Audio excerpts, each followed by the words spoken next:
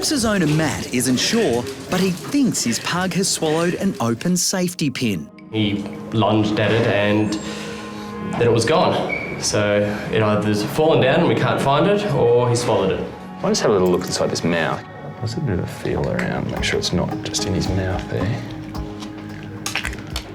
No, it's my finger. He's a bit thick, I think, sometimes, but he's a happy chappy. I'm going to see if you can actually swallow food. All right, see if you can keep it down. It's down and it's down. In a dog his size, it certainly possibly could have swallowed it, and with all the saliva and the mucus that he has in his mouth, it could actually travel quite easily down to his stomach. Mm-hmm. But from there, it might get a bit complicated. My hunch, I guess, if you like, is that it's not in there, but pugs are interesting. Pugs do funny things. All right, so this one's our party-themed approach. At the same time next door, Louise and Liesl are coming up with more tactics to convince Chris to adopt Sydney. Sydney, look at the camera. Louise and I at this point are plotting to send Chris pictures every other day of Sydney, especially when he's not at work. And then when he is at work, we'll just keep introducing Sydney into every conversation, basically as much interaction with Sydney as we possibly can. So how could he not love you? Hey? Is this your latest party trick, is it, Ox? The old open safety pin trick, huh? Right, the only test really that's going to be of use is the X-ray. So I'll take him through now. Let's do it. Okay, and I'll have an answer for you sooner rather than later. Excellent. Okay, thank you. It's amazing that something so small could cause such a huge amount of damage, but we're talking about a safety pin that is incredibly sharp and will perforate through, and when it pushes through the wall of the intestine, it takes millions of bacteria with it. And those bacteria inside his body, where they shouldn't be, would cause a really serious and potentially fatal infection. It's all right. It's a good boy.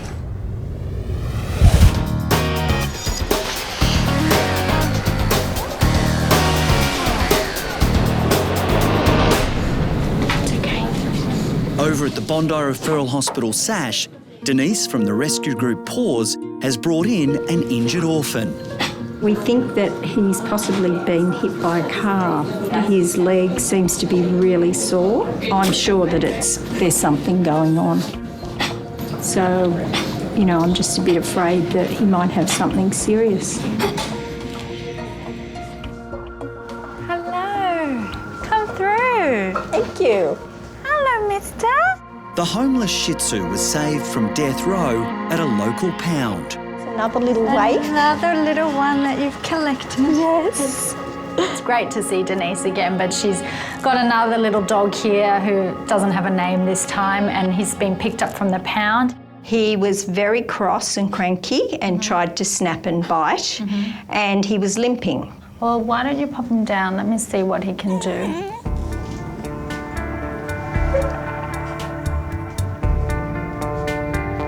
Something's going on there, Denise. Yeah, I know, it looks quite nasty. He's walking really strangely. He's really sore over his back end. We think he might have been hit by a car. See the little scabs that he's got all over. So it probably didn't happen that long ago if he was hit by a car. You're a lovely boy. There's bruising. So he's bruised there over his groin. Stomach. And on his belly. I'm just having a feel over his pelvis and something doesn't feel right here. When Denise first picked him up, she said he was a bit snappy, and for me that's definitely because he was in a lot of pain. I think he's got some serious injuries going on. I think it will be just really good idea to get some x-rays, see if we can actually work out what's going on. Okay. Okay. Yep, fine. All right. I'm worried that, he may have something that we can't fix. So, I'm just a bit afraid that he might have something serious.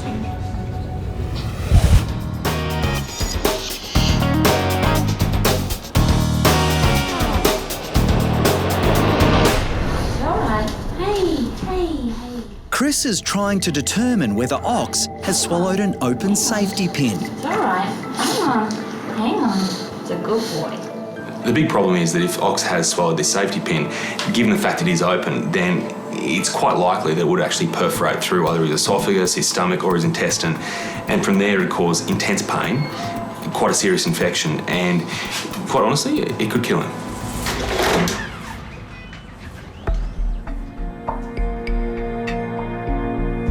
So we're looking for a really bright white object.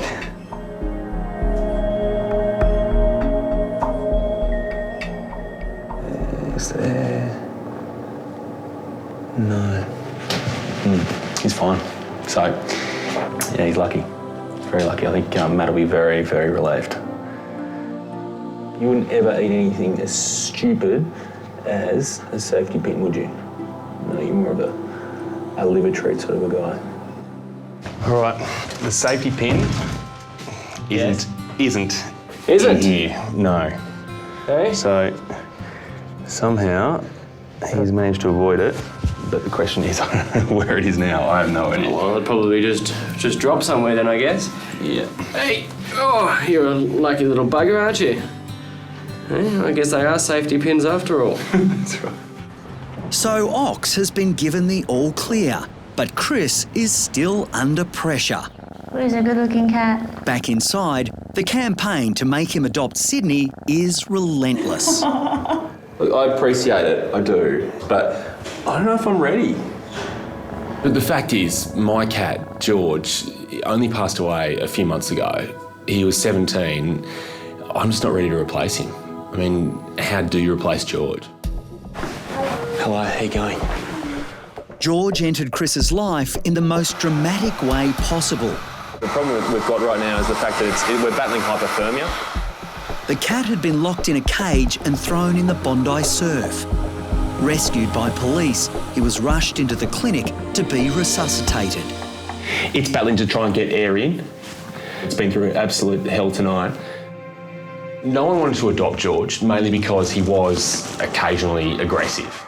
But at the same time, there was this energy, this attitude that I just saw and loved him for. I take that as the sound that he just doesn't want to leave us. No, he doesn't. We've bonded, haven't we, buddy? Huh? The thing about George, he didn't exactly embrace visitors. There was no welcome mat that was rolled out. George, that's not a welcome. He's gone. Just respectful visitors, George. I had a penguin that I brought home as part of his rehabilitation, Harmon. And there was a moment where I was feeding him fish, and you look at George, he looked at the penguin and said, "No, I'm the only creature around here that eats fish. I've got no time for you at all." You ever get the feeling you're being watched, Harmon?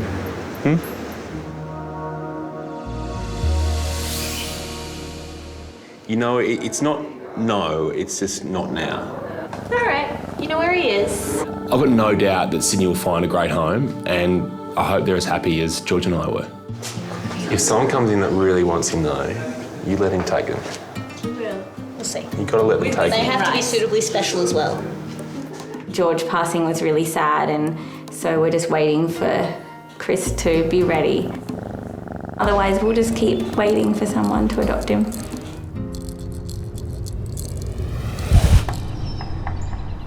Okay, Andy, this is our nameless little friend who's had some sort of trauma. So I think he's got a pelvic injury, but we really don't know anything about him. A little orphan with no name and no history has been brought into Sash after being rescued from death row. Emergency vet Lisa Chimes is hoping X-rays will tell her more about his sad story. Oh my goodness. Oh wow. He has got a massive pelvic fracture. His whole pelvis is completely smashed. You see that? That is a mess. Oh, poor little guy. Wonder he's walking like that. I can't believe he's walking. That is just amazing. What a brave dog. Makes me so upset that he's been in the pound for a week with this massive pelvic fracture. This little guy has got a shattered pelvis. He cannot function like that, and he's going to need surgery. Poor Denise, she's going to be devastated when she hears this. She's done such a wonderful job to rescue this little guy in the first place. Okay, as we suspected, he has got pelvic fractures and the one side is pretty shattered. He's going to need surgery to fix that. Okay. Yep. And do you think you can fix it so that, you know, he'll have a good life? I definitely think it's worth a try. I will be concerned until he's up and walking again. All we can do is wait and pray. He's in good hands. This is going to be his only chance at finding him a new home, is if we can fix this pelvis, which is, it's a real mess.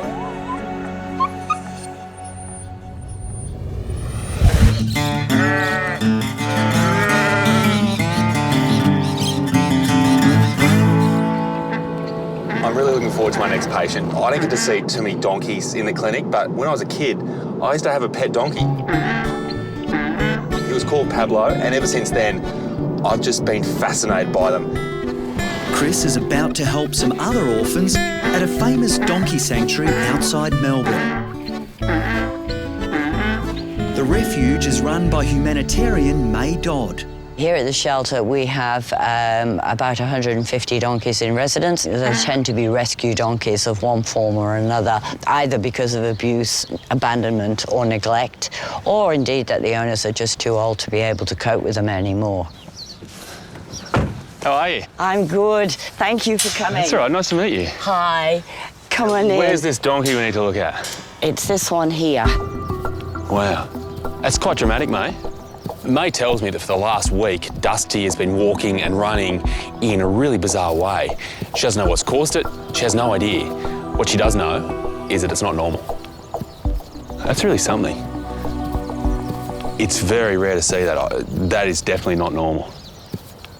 It's almost like someone has control of his legs with little puppet strings and they're pulling them up and down. But it must be awful for him because he just really struggles to get around. You've gone back the way you walk, yeah? Dusty has been with May for a year. We'll see what we can do, huh? The donkey arrived at the shelter in terrible condition with one eye missing. How did he lose his eye, do you know? I have no idea. He was just like that when he came to the shelter? Yeah. Now, with this walking, Yep. a recent thing? Yes, and it seemed to start off with one leg and then alternate, and now it's in both legs. And I'm just a bit worried he's distressed. Yeah. The thing that bothers me the most is that if we can't do anything, where is this leading to? There are a couple of things that could be causing this. Probably the most important thing to do is give them a really good check over now and just see if there are any sore spots to start with.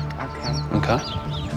May is really worried about Dusty, and it's easy to see why. She knows that if his condition gets much worse and he can no longer walk, then she'll have no choice but to put him down.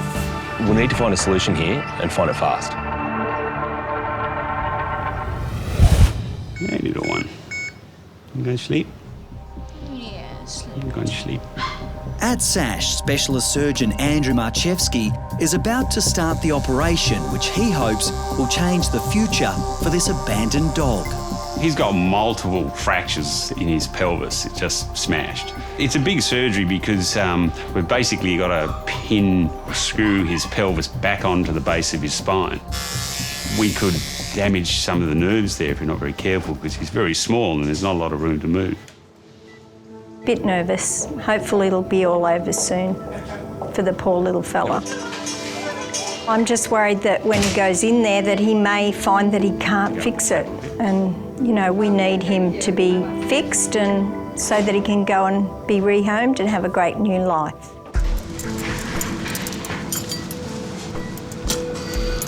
This will be a painstaking operation, and there are no guarantees of a successful result.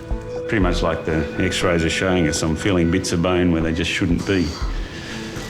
Nerves are also pushed in the wrong direction, so they're not where I'm used to looking for them, so I've just got to be extra careful.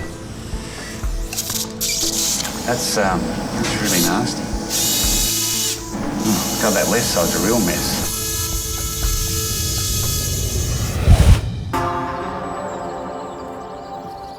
Good boy, come on. I've seen donkeys do some strange things, but I've never really seen one walk this way and walk in a way that really he has no control over. It's not It's really normal. something. Yeah. Yeah. It's not right. In Tongala, Victoria, Chris is trying to find answers to a strange case. If nothing can be done and it deteriorates to a point that he can't move around, then really I'll have to look at euthanasia as an option. I just want to check through here to make sure, first of all, there's no pain in his spine. What I'm looking for along Dusty's spine are really any areas of soreness, any areas where he may have slipped a disc or he may have a pinched nerve. That could cause this strange walk. So you can see it's not worrying him. In fact, I think he quite enjoys the massage. Well, seems to. So I think we can safely say a back problem isn't causing that walk. Well, that's good. All right, next thing I want to check are his hooves. Yep. If he's got sore feet, then you can imagine yourself, if you've got bindies in your feet, what do? Yeah, you hop. You hold them up. Yeah. And you really don't want to put much weight on them. Yep. And that would explain why he's walking the way he is. Hey, Dusty. Oh, wicked. Okay. Sorry, Chris. They actually look pretty good. Good. So what is it? Yeah, well, that's the big question, isn't it? With no problems in Dusty's spine and his back feet showing no issues at all, then this is a bit of a mystery. But I've got a hunch. There's something that affects horses that could be affecting Dusty. And the cause, it's right underneath us.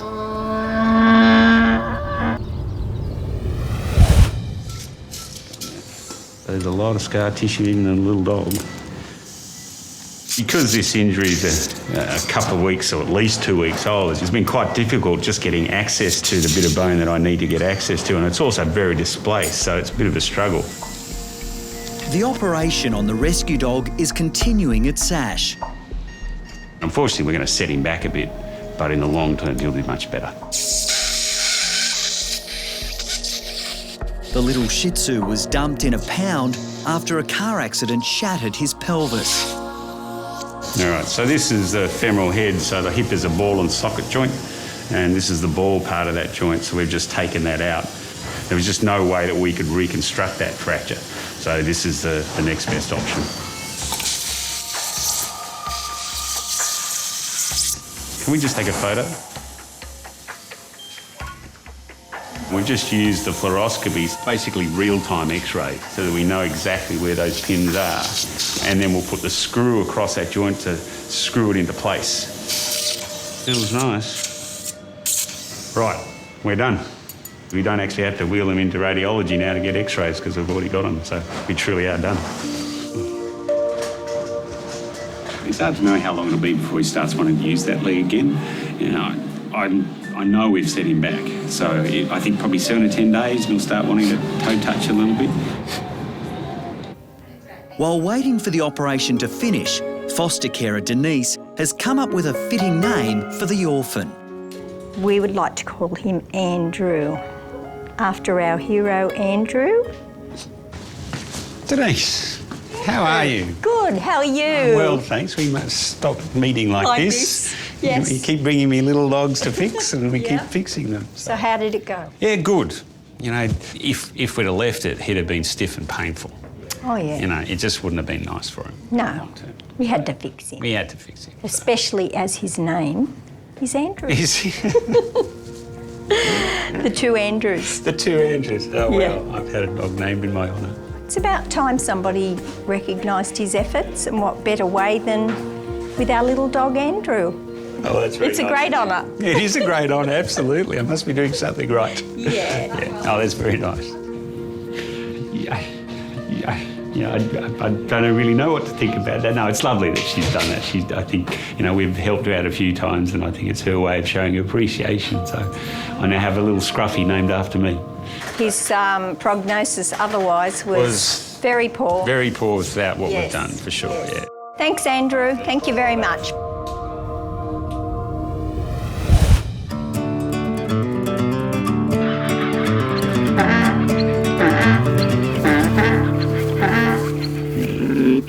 See, when I look at Dusty and see the way he walks, I know his back's not sore. Yep. I know that his feet aren't sore. But his walking is really, really abnormal. Yes. And the answer could actually be in here somewhere. In the pasture. In country Victoria, Chris is hoping he's finally worked out just what's wrong with Dusty. There's something in my gut that's just saying that Dusty has string halt. It's a condition caused by a plant toxin which is found in some very select weeds. Now, donkeys eat this, it goes straight to their muscles and affects how those muscles fire. I'm looking for something in here. It's actually quite nasty. Oh, okay. And it doesn't take a lot of it to cause a donkey like Dusty problems. Okay. If my hunch is right, then the weed that most commonly causes string halt is going to be somewhere in this paddock. We've just got to find it. Come on, Dusty.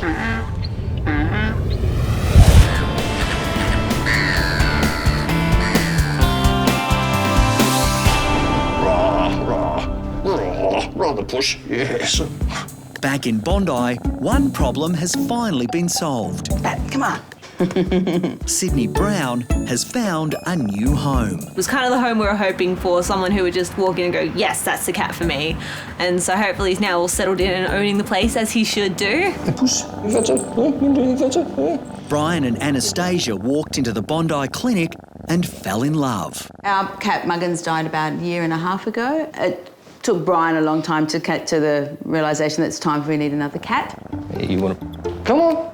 They gave me the Chris was thinking of adopting him sort of thing. So I don't know whether that was, OK, make a quick decision, could go any time now. I didn't know he had a surname. How did you know his surname? Sydney Brown. yeah, no one's OK, well, I'm going to be changing that one. You want to play, don't you? You want to chase? Oh, yeah, I love him. I love a cat that I can roughhouse with, have a bit of fun. He'll go belting through at full speed, off the couch, onto his little climbing tree. And then when I walk back to about here, I'll hear boom, and he chased me. I turn around, he goes, what? And then he's back into it again. We do that for like a half an hour. It's been a good result for everyone. There you go, have a shot. But Chris is still not off the hook. Chris needs a cat. We're not going to rest just because one of the cats is now off the list. We just keep working down till we get him to take one, really.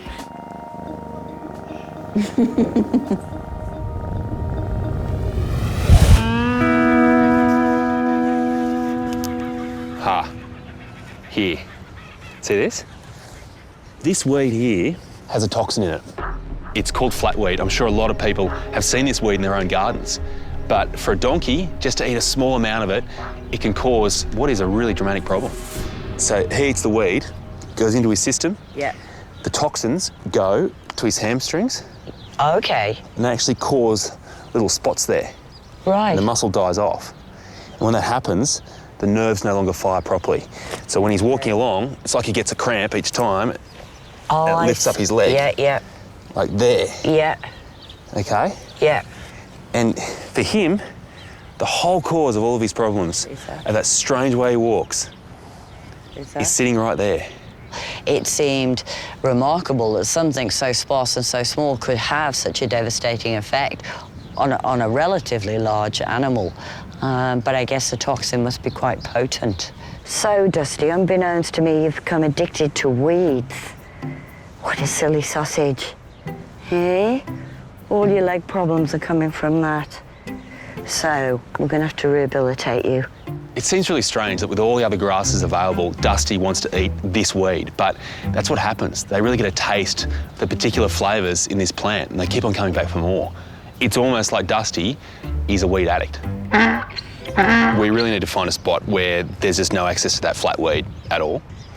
A little rehab area. Okay. You got the spot for us? Well, I think so. I'll show you. You see what you think. Yeah, no worries. Okay. Come on then, let's show. Come on. That's it.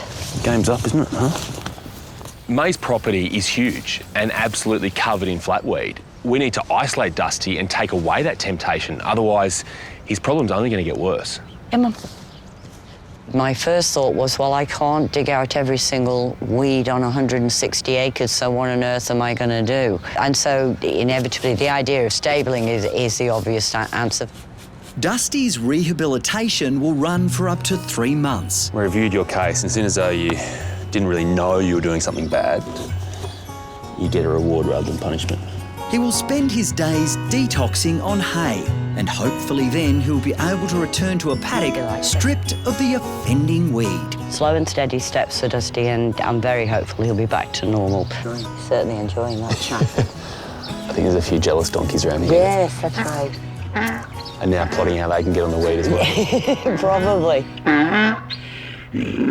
But now, Chris has one final test for the donkey. You know all donkeys are born with a button, an ear button? No. You heard about this? No. Every donkey. What's an ear button? Let's check. Is your ear button working? Yep. It's in operation. Well, that's good. You had enough problems, you don't need that. It's routine service again? Yep. Yeah. There we go, good. The ear button works. Hang on. I know what this one thinks. So what's the worry here? The worry is that the eye is very weepy. Before Chris leaves, May is sneaking in another patient. Tom's obviously got a pretty serious irritation to his right eye, so the first step in working out what's going on is really to clean it up. From there, I can work out a plan about how to fix it. So these are just soaked in saline. Okay. Now that's clean, the funny thing is the eye itself is actually pretty good. There's no sign of infection around the eyeball. Yes. The conjunctiva is good, but I would say what's happened is that Tom's had a conjunctivitis. Yes. Which has caused a whole lot of gunk to come streaming out of that eye. In the meantime, the eye itself has actually got better, but the gunk sitting on the skin has attracted flies, and he's actually got a secondary infection on the skin now. So an eye problem has actually become a skin problem. Okay, okay. So what we need to do is make sure the eye problem is actually totally fixed up with some cream. Come on, Tom. Come on. There you go. That's it. There we go. I've heard of second opinions, but seriously, third and fourth, it's getting ridiculous.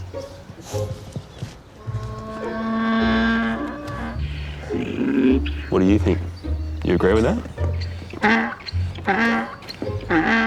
I know what this one thinks.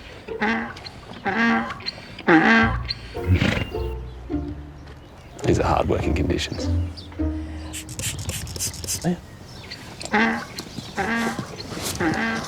It's all right, Tommy. I've given Tom some antiseptic eye treatment. Look, it's not the most masculine of colours, but in the long run, I'm sure he'll thank me. So we've treated the eye, but also importantly, we prevented the flies from ever coming back in there. And irritating him. Yeah. Yeah. That's sort of fitting, really, isn't it? That it ends.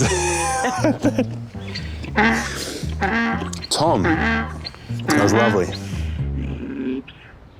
Oh, there we go.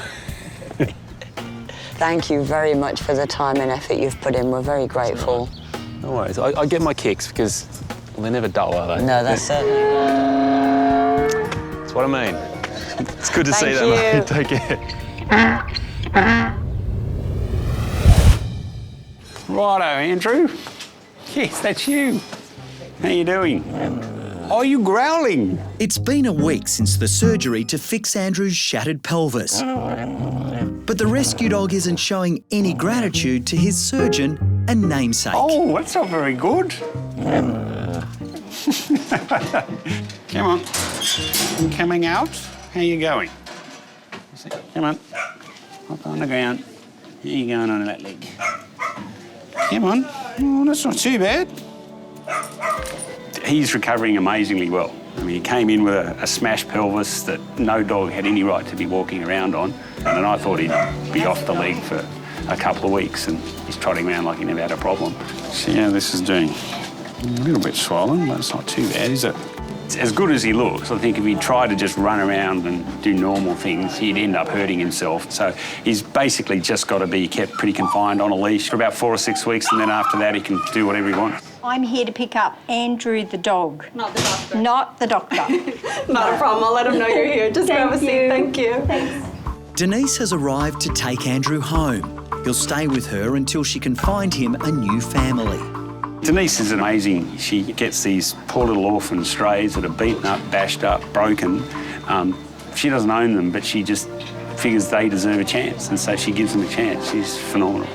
I think the world of Andrew, the person, for fixing Andrew the dog and all the other little dogs that he's helped. Do you think that we look similar? Yeah, we're very similar in our nature because he's very tough. Because he's walking around with a smashed pelvis, same sort of thing I'd be doing. God, He's a good bloke, and The dog's a good bloke, so they should share a name. Andrew? Andrew? Andrew? Hello? No. I think he's assiduously trying to avoid me because I might go away and he might be able to go home. Not too fast, you're not that good. You got to take it easy. There you go, there's your little soldier. Andrew! Yeah. Sorry. Look at you! Oh, what a good boy! You have no idea how good he's doing. How are you feeling? He is just amazing. It's great watching Andrew trotting down the hallway there. I guess he's trotting down the hallway to another life, which he wasn't going to get until he met Denise. He looks really good. I'm absolutely thrilled with him. It means an awful lot to me to be able to help the ones who are not perfect and find them the perfect home. That's what I'm here for, I'm sure. That's what I'm here for. You're a good boy. It's a good name. You make me proud. Bye. Bye, Andrew. Bye.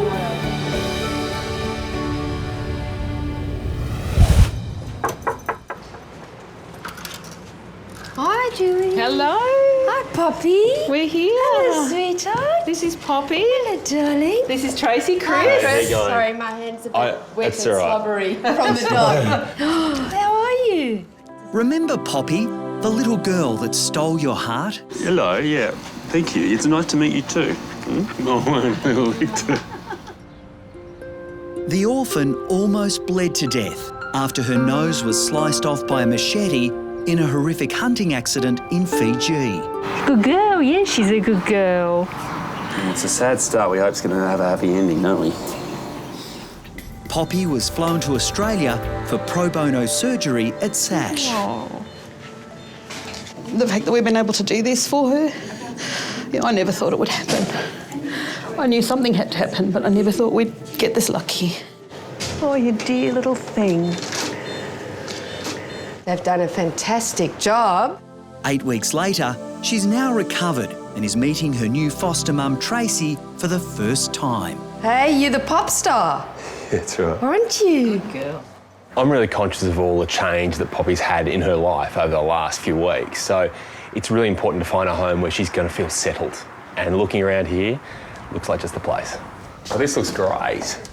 This is your tropical garden. Well, it's nice of you to put in the palm trees just to match Fiji. It's going to feel Make very you nice. feel at home, little one. The beautiful thing about Tracy is she's one of a big network of dog lovers. The two of you might bond. Are you sure this is just temporary? I've already got 4 dogs. I can't have another one. But I might want to keep it. It'll be hard to let it go, I think.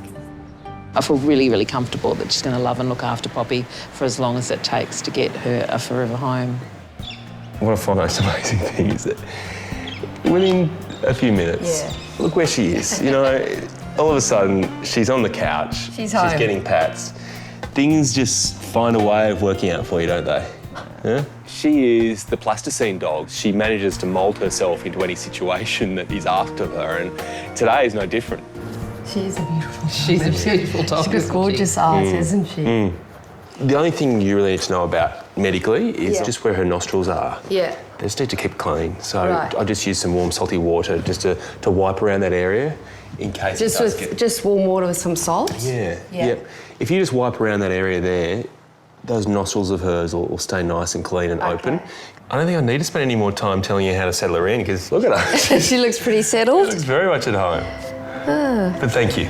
It's a pleasure. Thank you, Chris. That's all right. It's And all thank these you, guys. Julie. Oh, my girl. See you, girl. Thanks, sweet. See you later. Thank you. It's times like these you've got to stop and remember where you've come from. I mean, this has been an incredible journey to get to this point, and Poppy is now at home. Not her permanent home, but a home nonetheless. And she looks happy, she looks ready for the next stage of her life. Andrew, come on. As for Andrew, after a rough start to life, everything is finally falling into place. Good boy. Come on. He's settled in with Alice and he's just part of the family now. Alice, come here. Come on. You sit down too. He's a good boy. I can't believe his story and how resilient and tough he is, even though he's just such a gentle little soul. He's gorgeous. Andrew. Hey, the name was a funny thing, actually. At first, I thought, oh gosh, do I change it? And then I heard the story about Andrew, the surgeon, that did some wonderful work on him, and I thought, well, fair enough, that's great. We can keep his name after his saviour. Yeah, funny little fella. It looks like another Oh, there friend. we go. One another friend. Chris. That's only been 30 seconds. He really is quite a pop star. 2 weeks later, the Poppy legend just continues to grow. Poppy's just got this enormous Facebook fan club, bigger than I could have ever imagined. She's just won people's hearts. I mean, the story is just amazing. You know, she's a real battler. There's some good donations coming through, look at Which is fantastic for Animals Fiji Clinic. Isn't that great? We might be able to get that vet they so desperately need. The interest in adopting Poppy permanently has been overwhelming. Another one. There we go. We would love to give Poppy her forever home. Oh, that's lovely. Exciting, Poppy, come on, park time. Come on. Just joy, isn't it? It is. It's just beautiful to see. That big decision is still to be made, but right now, Poppy is loving her new life, running and playing with her 4 new buddies and learning lots of new tricks. You want to get the ball? Are you ready? Get your ball. Bring the ball. Good Oh, good girl. That's a good girl. Good girl. Clever girl. I love Poppy's ability to endure everything she's endured and still be really happy and content and loving. What is it? Oh, bless. So many beautiful people have come forward, but it's about finding exactly the right environment for Poppy. We only get one crack at this. We don't want to change things for her repeatedly. You know, she's had enough in her life to deal with. So it is a slow process, and I know when we find the perfect home, I'm going to feel it. Oh, so proud of you. I think she likes Australia. I think she likes Australia. What do you think, Poppy?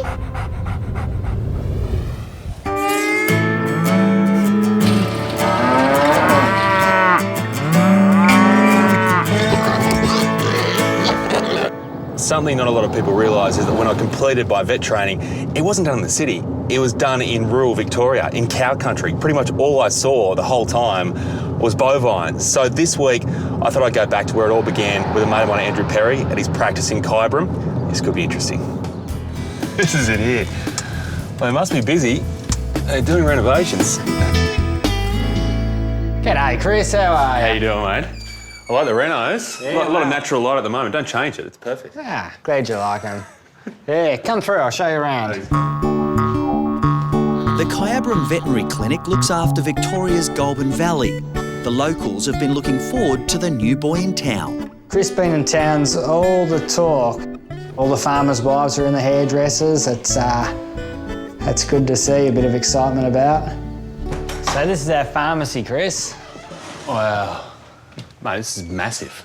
Bit bigger than you used to? Yeah, a little. Just a little, with a few other things. Like, like these. We don't really use those too much. Well, you're gonna, back in Bondi. You're going to need a few of them this week. Well, yeah, we'll see about that. Andrew, sorry to interrupt. We've got difficult carving at Rob and Bev's and wonder if you could head out as soon as possible. Yeah, no worries. I've got a bit on, so what do you reckon? Keen to get into it? You serious? Why not? You Straight up for away? it? Up for a bit of a challenge? I'll have a go, yeah. Good on ya. You all right with that? Yeah, I'll get you some gear. A few ropes for you. Yeah. Plenty of lube will help you. Thank you, yeah. As they say, yeah. All right. That's it. Have fun. Fair enough. All right, mate. Good on ya. Keep your phone on. Yep, no worries.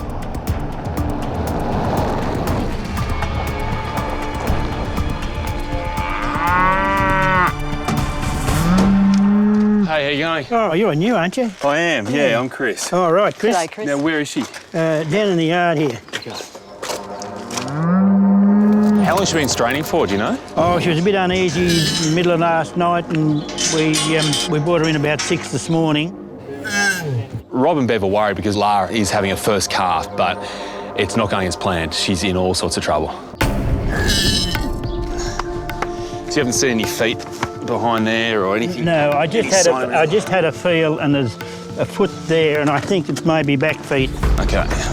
With the breech birth, essentially, a calf is going the wrong way down a one-way street. So that means the biggest part of that calf's body, its hips, are the first thing that has to be pushed out. That makes it really tricky. There's a bit of a feel in here now, just to get an idea about what we're dealing with here.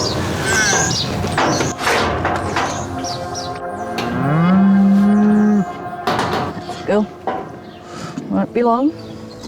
It's back feet. It's hard enough having your calf the first time naturally, but when the calf comes out backwards, she's just got the mother of all challenges.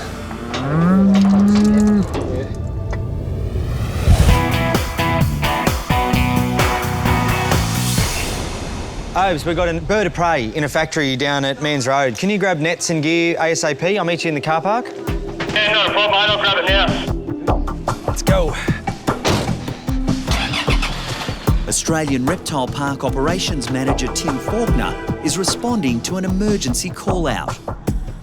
Workers at a nearby factory called Tim after a bird of prey flew into their warehouse and became trapped. G'day, how you going? I was up here when I rang you, but she's over in the factory now. She's gone in the factory. All right, we might go in and have a bit of a look. Where did you see her last? Right there. Peregrine. It's a young bird. Guess that it's probably just left the nest, and why it's in here and why it's not flying, don't know. I knew it was a falcon, but I didn't realise it would be a peregrine now. That was a bit of a surprise, that. After all the years of being here, I've never seen one of these birds around here. Thought he wouldn't last the night if he got away, so we're really happy to see you guys come down and pick him up. That left wing's dropped. It's flying, but you can see there that that left wing's hanging out. Now, that could mean that he's actually copped a hit, and therefore the wing drops down because it's sore. We need to have a look at him. Got him trapped up there. No problems with his legs. He's quick, he's agile. As soon as we get near him, he darts down and he's under the cupboards and then he's up and he's jumping across and a bit tricky to catch. Don't go up there, mate.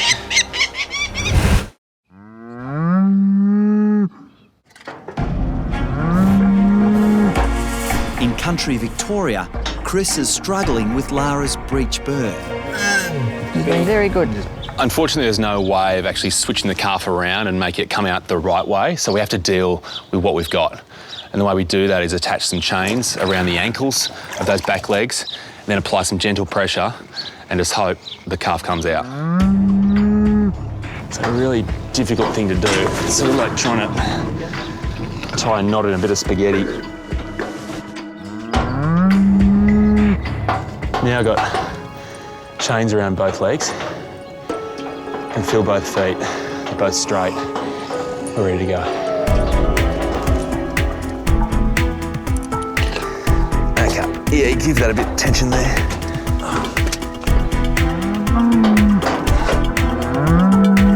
After 30 minutes of hard work for everybody, finally the first signs of the calf. Oh, well, we've got a foot there now, we can see. Yeah, we're making progress. See, that's the sole of it. Oh, yeah, it's upside down. There we go, just go. Come on, Lara, that's all right. Here we go. This is about the toughest one we've had for a long time. We've got legs out and the hips are just starting to come through Mum's pelvis. From now on in, things are going to happen really quickly. Suddenly, Lara collapses, putting her life and her unborn calves in extreme danger. The size of the calf is just pressing up on her nerves around her legs, and she just can't support her own weight when those pressure on those nerves is so great. We need to get this calf out. Now, if we don't do this quickly, the calf's not going to make it.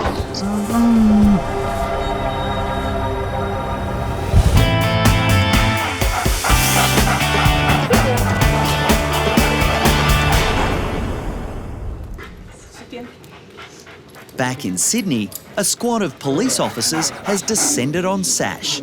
The four-legged ones are here to perform an important public duty. Cora's a drug detection dog and she's 6.5, so she's been working for about 5 years. Very experienced dog, knows her work, very, very good at it. Sit. Oh, here's sit. So Oscar's a cadaver detection dog. He's about the same age as Cora, so he's about 6 years old. He's a good worker and helps out at crime scenes. No. We're just doing this to help Sash and donate some blood for the dogs that actually need it. We have dogs here that need blood transfusions all the time for autoimmune diseases, for traumas, for surgeries, for anemia, and often our stock levels run low, so that's why we have our own blood bank so that we can take blood and replenish our stocks whenever we need. Hello. Cora, this is you. And Oscar, do I get a hello? Thank you for coming. We have police dogs coming in on a regular basis to donate blood. Come on, Oscar, it's your turn. Oscar, this way. The dogs not only save people's lives, but they also save dogs' lives by donating blood, and it's fantastic that they can help. Let's have a look at you. Gotta check that everything's nice and healthy. Yes, beautiful boy. The two dogs we have today are newcomers. They've never donated blood before, so we have to start from scratch. We have to do a full physical examination on them, run some blood tests, make sure that they're healthy on the inside and out before they can give blood to another patient. Good boy. Good boy, Oscar. Good boy. Oh, buddy, I didn't even put it in there. Hey. What a performance. Yeah. He doesn't want a bar of it. Yeah, you got to have a temperature, otherwise you can't donate. Good boy, Oscar. That's the way. Oh. Lost it. Oh, buddy. I'm having a lot of difficulty getting Oscar's temperature. He's meant to be this big, tough police dog, fighting crime, being all brave, and right now he's acting like a real wuss. All right, Oscar, I'm aiming. And we're in. We can keep him nice and still. Good boy, Oscar. Oscar, if we can't get your temperature, you can't donate blood.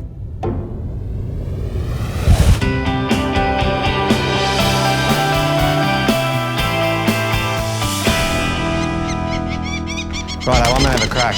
On the central coast of New South Wales, Tim and Obi are having their own problems. They can't catch the peregrine falcon trapped in this local granite factory. Yeah. It just can't fly up? I think it just needs a bit of space to get its flight up. Yeah, we're right, mate. Cheers. Yeah, I realised that he wasn't going far, just the way he's scratching himself and trying to flap his wings. To be sitting around, especially in a yard like ours, is unusual. He's running around like a rat. He's looking up at you. Finally, Tim and Obi managed to capture the exhausted falcon. Is he all right? Oh, he's got the feet straight up.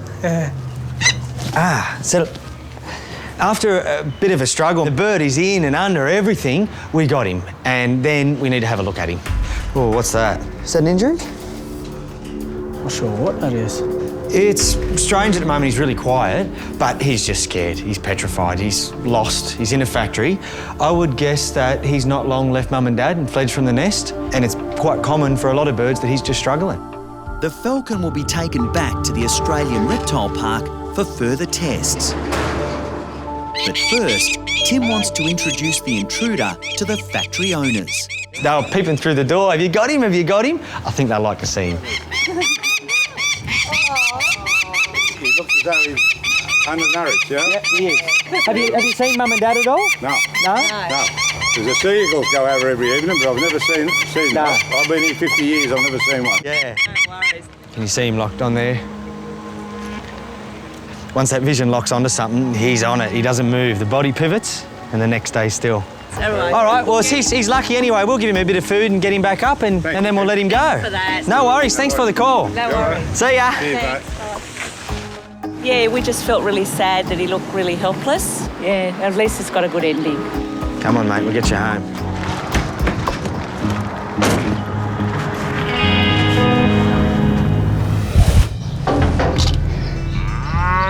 The problem we've got is she's already lying down, which is compressing the space we've got even more. We're already running out of room here. In Victoria's Goulburn Valley, Lara has collapsed during an extremely difficult breech burn. Both her and her calf are now at serious risk. Sorry, girl, it's the hardest part. Come on, Lara. Get through this, girl. You'll be right.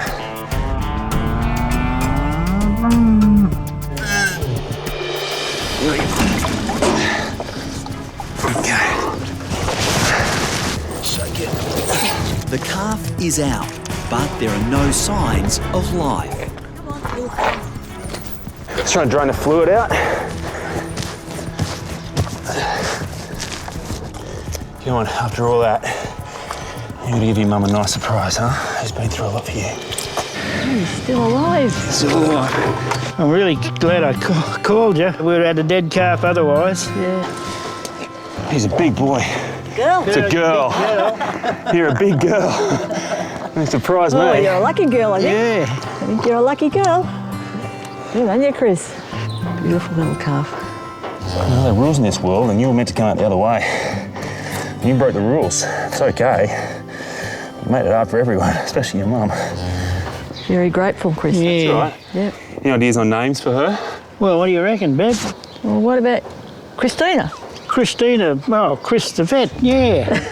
Yeah, that'd be, we'll remember all this then. Yeah. Christina. Going to break the news to Mum and Dad that there's a new member of the family. I'm one of 3 boys, but now there's a girl, Christina Brown. That would be some sort of shock. Come on, girlie. Yeah, that's better than I thought It's it over would here. be. Straight away, Lara walks over to Christina, starts licking her and making those little mooing sounds which just say, hey, I'm your mum. I'm here to help you. It's a really nice moment. Been a good outcome. Yeah, great. Really good. Thanks so much. Oh, he's done extremely well, I'd say, yes. A lot of city vets are small animal vets, and this is probably a challenge for them too. So far, so good. First task, achieved. Both animals alive, seemingly happy. It's good. I think it's only going to get tougher though.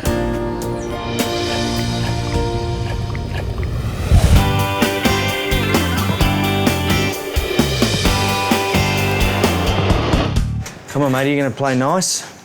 At the Australian Reptile Park, Tim and Obi have returned with the peregrine falcon they rescued from a local factory. It's a standoff.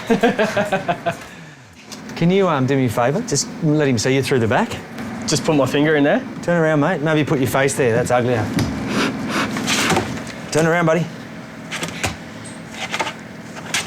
There we go. Good boy. You all right? Yep. He's got to have a name. What's your name, mister? Oh, right. Yeah, I got that. Squawky. His name's Squawky. Tim is concerned the malnourished Squawky may be suffering from an injured wing. Down at the factory, I saw something under that one. Yeah, do you want to hold his head for one sec? See that? It doesn't look like... I think it's just a bit of poo.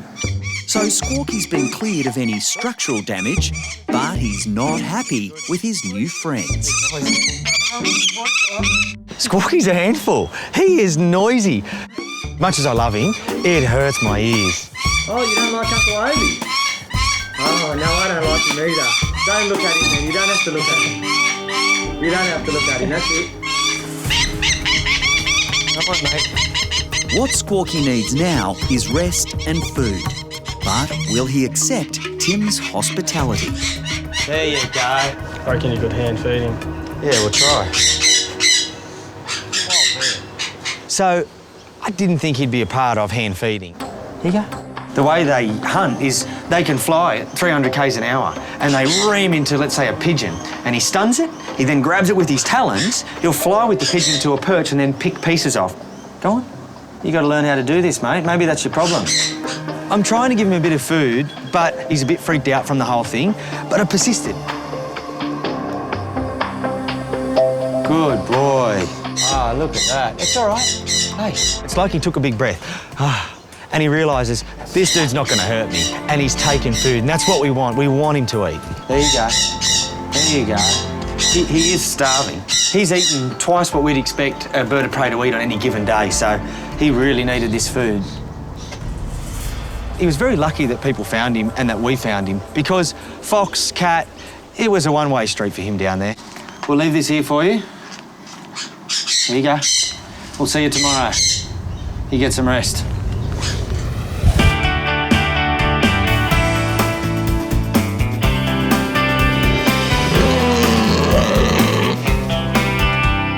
Hello, how are you? I've got Leah. Leah, hello, Leah. She's having pups. Okay, having some trouble? Yeah, she can't stand up on her back legs and she's taken forever. She's huffing and puffing. Okay, have a seat. I'll go and get Dr. Chris for you. Thank you. Chris is back at the Kyabram Veterinary Clinic where Heather and her daughter Alana have arrived with a very pregnant Leah. This much-loved Maltese is definitely no farm dog. She's the world to us, yeah. She's our little girl. It's starting to get really concerning, so we brought her in to have her checked up. Okay, how old is she now? She's nearly 4 years old. Yeah. How long has she not been able to walk for? About 10 o'clock this morning. She can't even get out of the bed. She's just got nothing. Yeah, she's really unable to stand there. Yeah. The way I'm thinking is, with labour for dogs, they generally have 2 stages. The first stage is where they have internal contractions, where the puppies start to move around and her uterus, her womb, is really starting to move the puppies in along the tube and getting ready to come out. Yep. The second stage is the actual visible contractions, where she's really forcing and pushing the puppies. She hasn't really reached that stage yet. No. So what I think has happened is the puppies have moved into an area where they're starting to cause some paralysis for her. Yep. And because of that, she's reached a bit of a deadlock. Yeah. And she just hasn't been able to push because she can't really feel a lot of what's going on. No. I want to know exactly where she's at, how many puppies she has, where the puppies are and how close they are to being delivered. The only way to do that is with an X-ray. X-ray. Wow, and I reckon I can count 1, 2, 3, 4, 5, 6 spines. She's going to have a big job on her hands. And I just wonder whether a small dog like her, on her first litter, is going to be able to do that. How'd you go? Is only 3 or 4? She's got 6. 6 of them. My goodness. Leah has been in labour for more than 5 hours and there is no sign of the pups. Chris now fears the worst. My worry right now is that this isn't panning out like it normally does. She's been putting contractions in, but the puppies haven't been doing their bit. Why? There's a chance they may no longer be alive. Good girl. You know, I just think we need to give her a few drugs to move things along. Okay. If we don't see any action then I think she's going to have to go into a caesarean, which I know isn't what we want. No. Caesareans aren't something we just rush into. I'd rather she had these pups naturally, so I'm going to give her 2 injections. The first one is calcium, really to give her muscles the ability to contract strongly, and the second is oxytocin, which really stimulates those muscles to contract. The 2 together are a pretty powerful combination. Good girl. These injections should start working within a couple of seconds, but I'm going to give her a full hour to see if they're going to have any effect in getting these puppies out. So you can see that's already bringing on a few little contractions here. Good girl. So this stage now will really tell us if she's going to have the strength to go through, yeah. Good girl. I'm just hoping that she's able to have a normal birth and everything goes well, but she's exhausted, so it's a wait and see game. We've now waited the full hour, but there's no sign of any puppies at all. You know, I've got 2 concerns here. One is that those puppies inside of her probably have waited for long enough. Yeah. The other thing is that there could be something wrong with the puppies that's resulting in them not really sending the proper signal to mum to give birth. Why is that signal not being sent? Those puppies could either be in trouble or they're no longer alive. Yeah, unfortunately, I don't really think there's any other option now apart from caesarean. No, she's gone all day. Yeah. Not getting anywhere. That's starting to get really concerning because she's just been like this for so long now. We need to save her as well as the pups.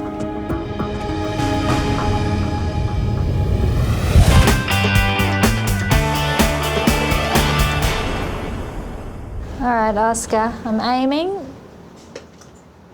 And we're in. We can keep him nice and still. Good boy, Oscar. At SASH, Oscar is undergoing a physical to make sure he's a suitable blood donor. Good boy. Oscar, come on. Come on, good boy. Oscar. But the tough cop has turned into a scared baby. I'm just trying to get his temperature. It's not even going to hurt him, and he's carrying on like it's the end of the world. We've got backup. All right, let's go for it. Doing really well. Good boy. Excellent! Yay, Oscar! Good boy! Good boy! With his temperature finally taken, Lisa now needs to get a blood sample from the apprehensive Oscar to check for any diseases. I know this is not as fun as your normal work. If it's all clear, Oscar will get the go-ahead for a life-saving donation. Good boy. That's really brave. Good boy. Perfect, Oscar. Good boy. Oh, who's our good boy? Police dogs are so well looked after, but these dogs go in all sorts of environments and you can never be 100% sure. So that's why we run the blood test. Good girl. Gotta make sure you're not sick, sweetie, because you're the donor. You gotta be nice and healthy. Next, it's Cora's turn, and she's already outranked Oscar. More kisses. So beautiful. Very cruisy, laid-back dog, so I'm sure she's more than happy to help. She's definitely passed the physical exam, so we're just to see if she passes the blood test. And if she does that, then she's ready to be a donor. You are. Yeah, you're excited about it. You are. You're so excited. Cora was a stellar patient. Good girl. Her tail didn't stop wagging. She was fantastic. All right, so let's run these blood tests on her. Yeah. When we get the results, we'll hopefully be able to go ahead. Yay, Cora! Yay, Cora! Just like a human blood bank, we are always desperate for blood donation. We have so many sick patients here at SASH, and many of them would die without blood transfusions. So it's so important that dogs like Oscar and Cora come in regularly, donate their blood, and keep our stocks replenished.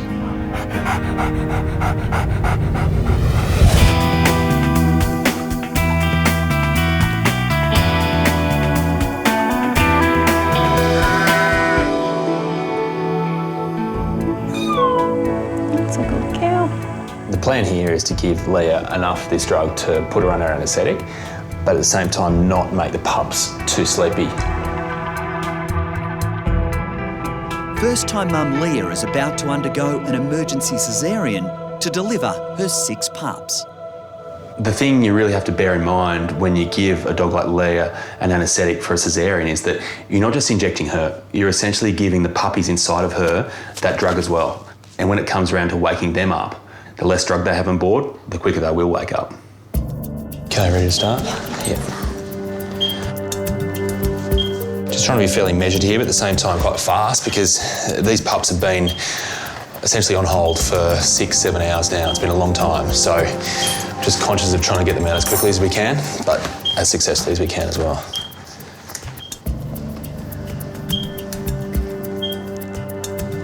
This is the uterus here that's holding the puppies, so we'll just have to make a cut in here, and then it's going to be action.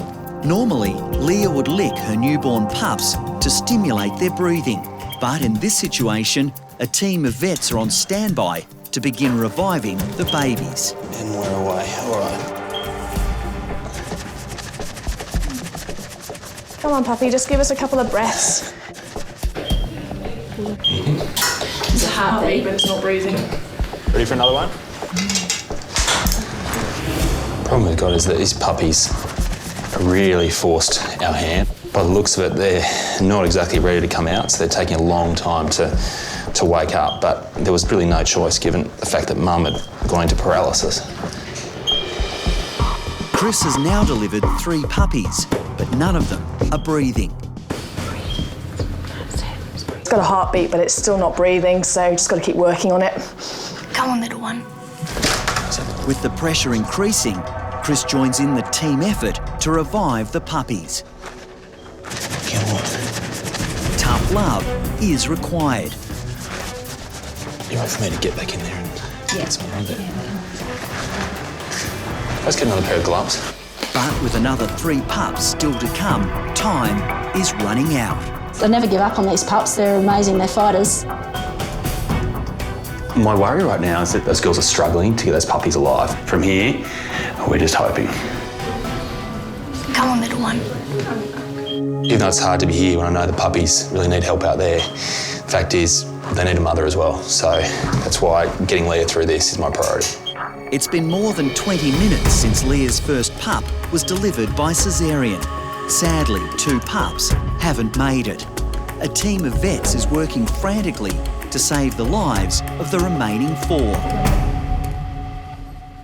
They're not actually breathing on their own yet, but the anaesthetic does have a suppressive effect on their breathing, so hoping that they'll come round. But yeah, at the moment they're quite purple. We need to keep them getting oxygen into their lungs. Little cry. Come on, mate.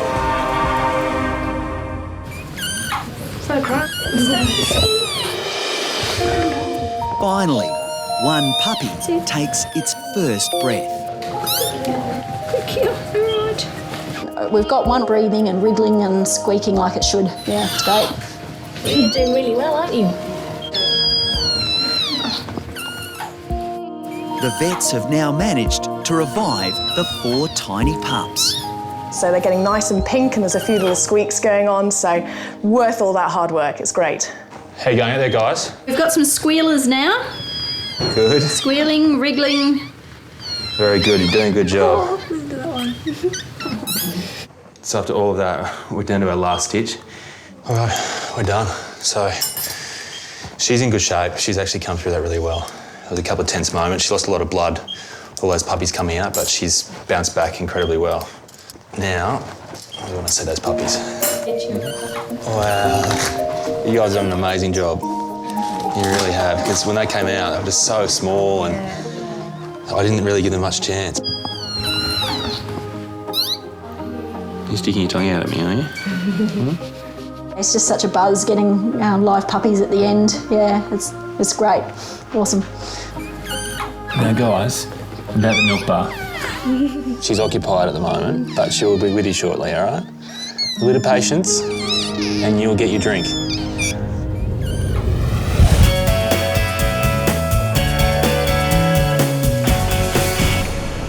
All you gotta do is just lie nice and still here.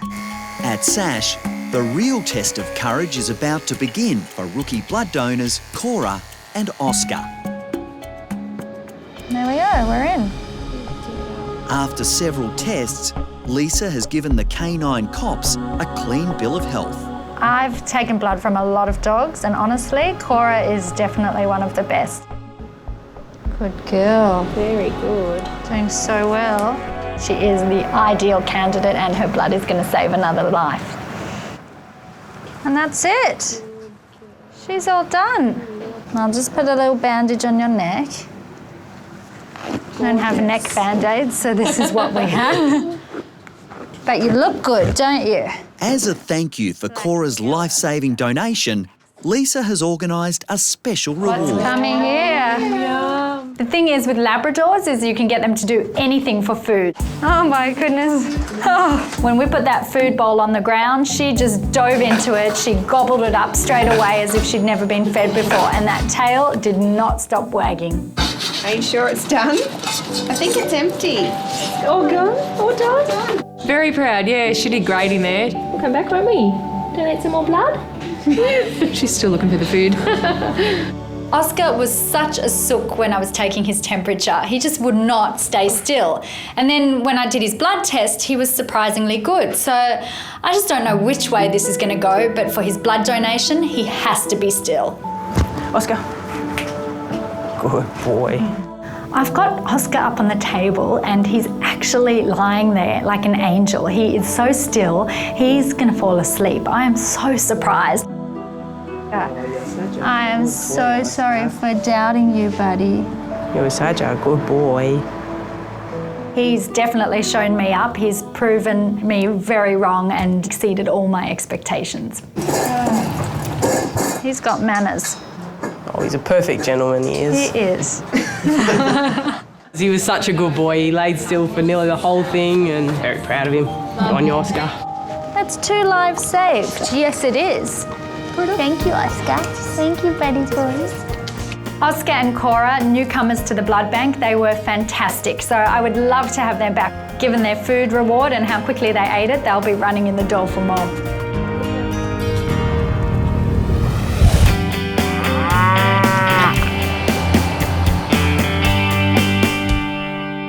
Are you ready for this? This is a big moment. You know, we said before, you might have a little bit of a surprise waiting for you. Have a look at these. In country Victoria, Leah's come around from her anaesthetic and can finally meet her 4 new babies. Leah, they're yours. Yeah. In reception, owner Heather and her daughter Alana are anxiously waiting for news of the birth. First thing I'm going to do is go and check Leah. Yeah, she's got to make sure she's okay. Yeah, and then go and see the pups. Oh, hello, darling. Well done, Leah. Oh, definitely love at first sight. Yeah, they're just beautiful. They were cuter than I imagined. They're gorgeous. Yeah. Oh, you're beautiful. You did such a good job. What a lovely girl. You're so clever. So I guess we just leave Leah to sleep. Yep. She'll wake up in the morning, realise that this wasn't a dream. Yeah. She is a mother. But she'll be happy. She'll get her head around it and she'll be very happy. Yeah. Like you guys. Yep. As much as I'm sure Heather and Alana would love to take these puppies home tonight, they're still quite fragile. They're going to need to stay in here tonight for observation and a few feeds. And then tomorrow, all going well, they'll get their puppies home. So it's all ended up pretty well. It has, thank you. It's all ended up wonderful. Yeah. I think for me, the amazing thing is no matter what animal you're dealing with, no matter where you're working, that sense of awe and wonder about what's just happened is always the same. It's something you never get sick of seeing.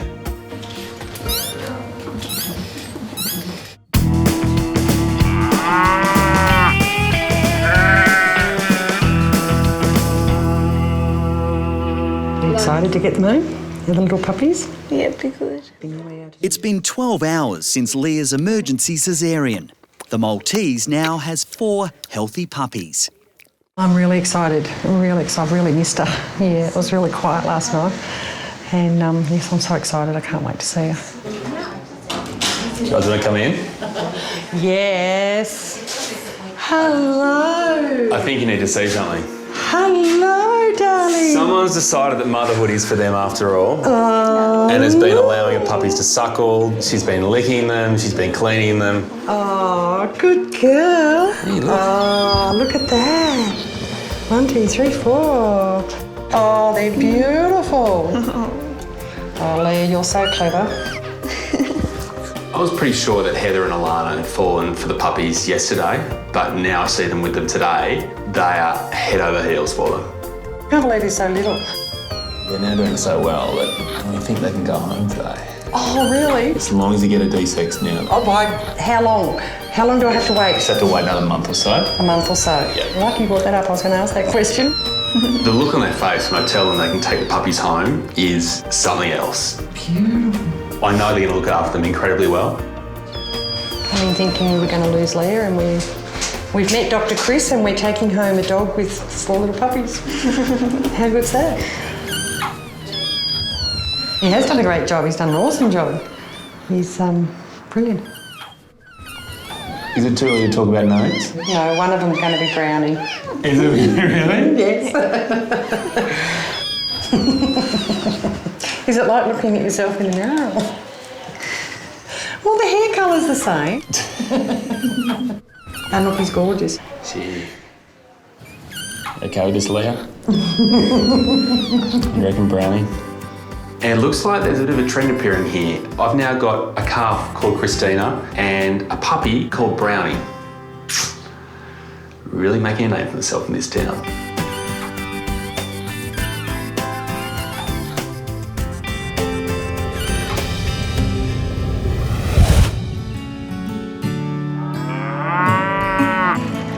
As for Christina, the little heifer has now recovered from her difficult start to life and is now a picture of health over at Rob and Bev's farm. What do you reckon, Bev? As good as we've got? Yeah, Christina, good little calf. Really good.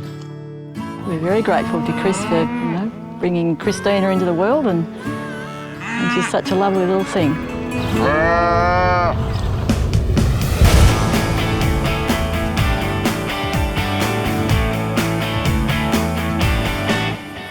Hi, mate. You look good and healthy. It's been long enough, mate. It's time for you to go. And it's a big day for Tim and Squawky, the peregrine falcon he rescued from a nearby factory. It's been a couple of weeks and Squawky is a different bird. Good bird.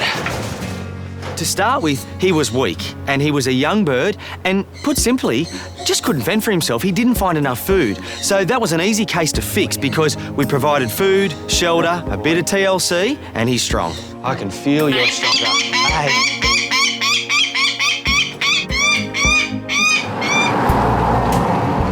We know a beautiful little spot that's only about 1 kilometre away from where we actually captured him.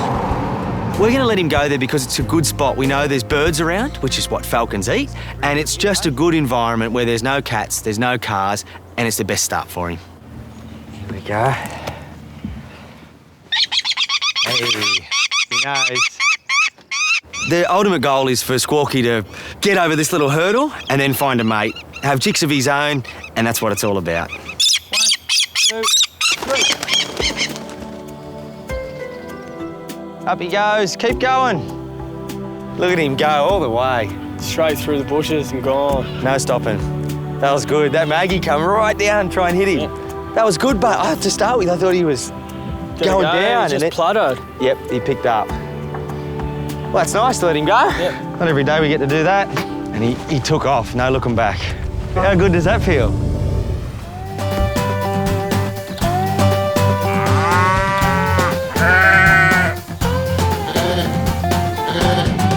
At the Kyabram Veterinary Clinic in Victoria's Goulburn Valley, Chris has swapped the city for the country to help out his old mate, Dr. Andrew Perry. It's all right, sweetie.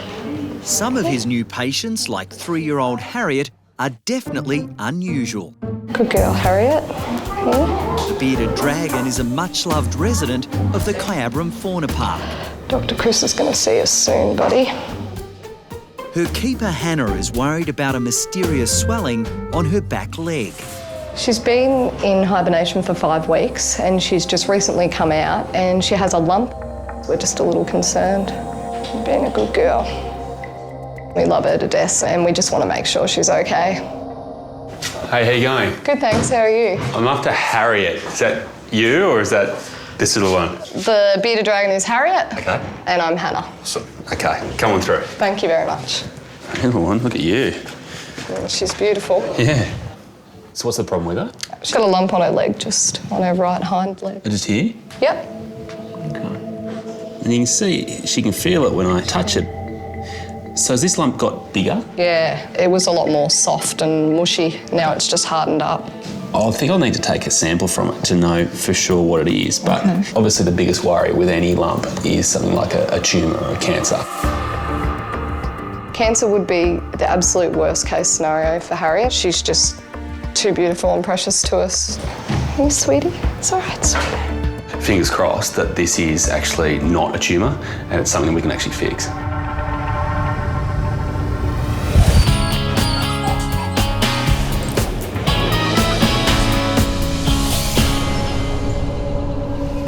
Sammy. You'll be okay, Bubba. At the Bondi Referral Hospital SASH, Linda and her 2 daughters, Ashley and Lauren, have rushed in with 6-year-old Sam. Overnight, the miniature Dachshund has suddenly become weak and can barely walk.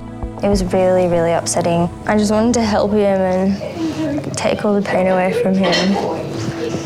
He's like part of the family, so if it's like losing part of the family if you lose him, so we don't want to lose him.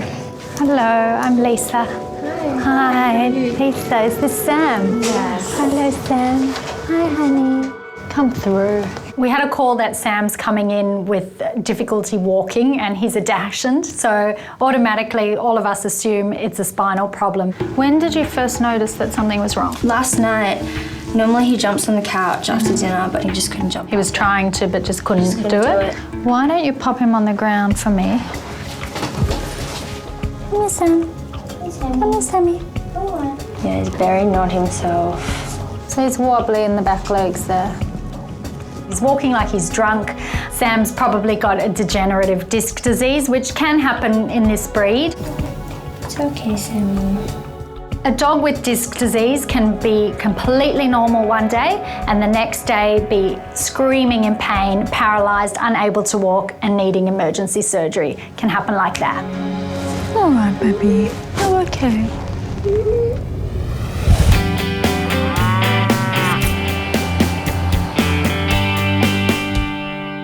I want to get a sample from that lump. Yep. So I'm going to have to stick a needle in there. It's just important to know what's sitting inside that lump. Harriet, the bearded dragon, is about to undergo a biopsy to determine whether a lump on her leg is cancerous. The two most likely causes of this are either a tumour. Yep. If that's the case, we're probably going to get tissue, so pink stuff, maybe in a bit of blood. Okay, all right. If it is an abscess, we should probably get something that looks a bit like cheese. It's all right, sweetie.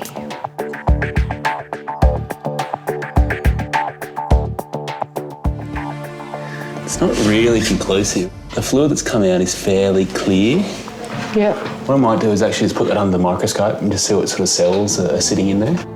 It is scary to know that she may have a cancer or tumour. If anything bad happened to her, like that type of news, it would be terrible.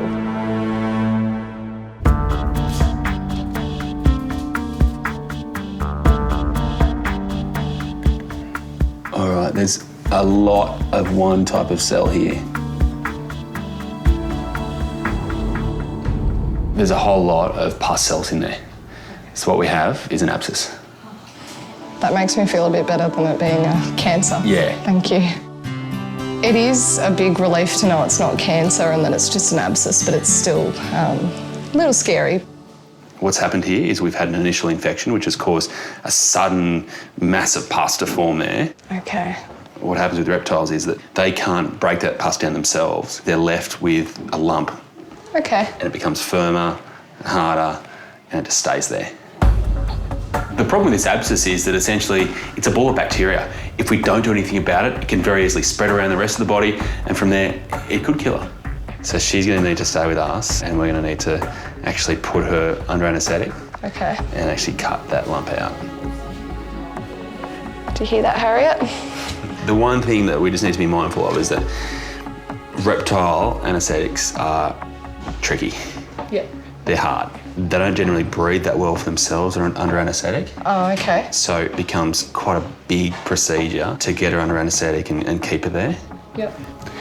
Even though Harriet's small and we're dealing with something like an abscess, there's still a lot that can go wrong. All right, you need to say goodbye? I'm just worried that Harriet won't pull through it, but it's always that worry, isn't there? We've just got to deal with it.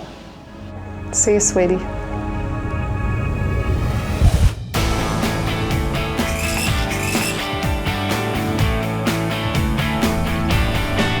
Hey, Tim.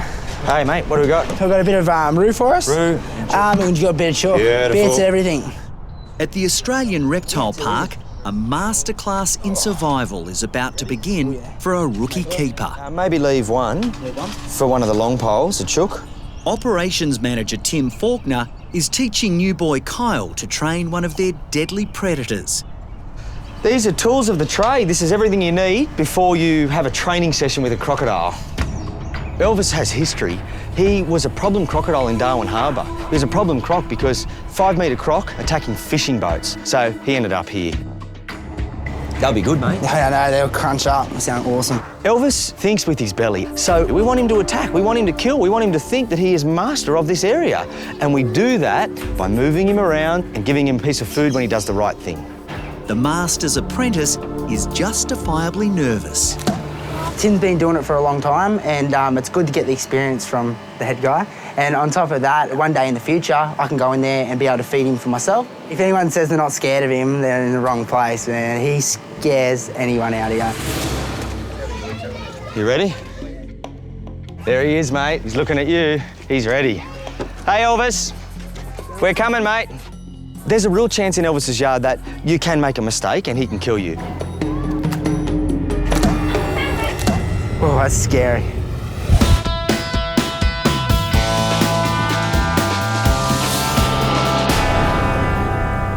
It's okay, Sam. Emergency vet Lisa Chimes is trying to work out why Sam the Dachshund has suddenly become terribly weak and is struggling to walk. It's okay, Sammy. Look, Sam's signs are pretty vague. I mean, he's walking with a wobbly gait, but when I put him up on the table and have a feel of his spine, I'm not really finding any obvious areas of pain. He's not screaming. Stand up for me. If it's not a spinal issue, a tick bite could be the answer. I mean, the fact that he can stand and walk is a good sign, but the fact that it's happened so quickly is not such a good sign. While Sam's signs could be suggestive of a tick, we can't find a tick, we can't find a tick crater, and looking at him right now, I cannot reliably say 100% that he's got a tick. So I'm on the fence here. It's okay. It's okay. What we really need to do is keep him in hospital, monitor him closely, make sure he doesn't get any worse, because if he does, he might need surgery. Bye, Sam. Bye, Sam. Bye, Sammy. You're a good boy, eh? You're a good boy. I knew it was going to be hard. I just hate it when I hear him, like, crying, so... I just don't want to leave him here, even though I know he has to.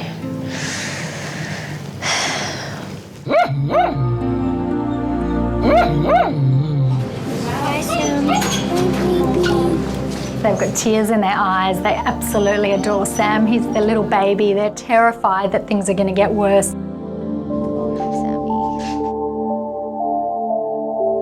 Hey, Sam.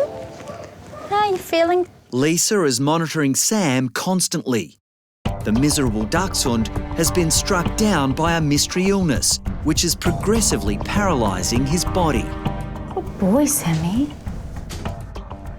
So Sam came in with a possible spinal problem. He had some mild back pain. He was a little bit wobbly in his back legs. You're not very sore. Eh? What's going on? He certainly hasn't got any pain anymore, but I'm worried about this general weakness that we're dealing with something else other than a spinal problem. Good boy, Sam. Let's see if you can do this. Oh, that's pretty hopeless, Sam. What's going on? So I'm just doing some postural tests on Sam, just seeing if he can hop on 2 legs at a time, and normal dogs should be able to if you support the other legs. But when I do that with Sam, he's really weak. He does a couple of hops and then just falls over. It's really showing me a big deterioration. I think disc disease is much less likely in Sam's case. Can you come here? Come in, Sam. Sam. The possible causes are he's either got a tick, he might have a disease causing weakness all over his body because he's got a tumour somewhere else. And then there is this condition that we do see pretty commonly in dogs. It happens for no reason. It's called polyradiculoneuritis. It's a fancy name for a disease where they get generalised weakness all over their body, kind of like motor neuron disease. It's not very good, hey? Not very good.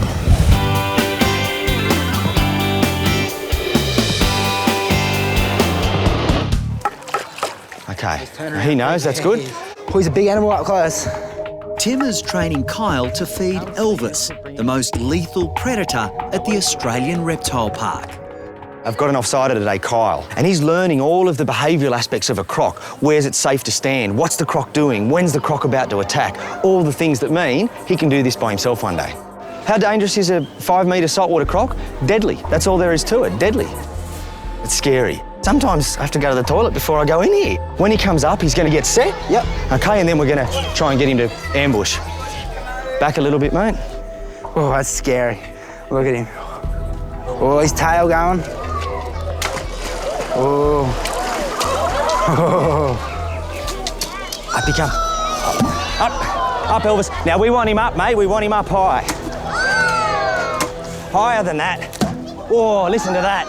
That jaw slap sends shivers down your spine. The strength in that. You just imagine it's your leg or your hand. Oh, down the hatch. There's no words you can explain how scary that is. This is where we get him to jump.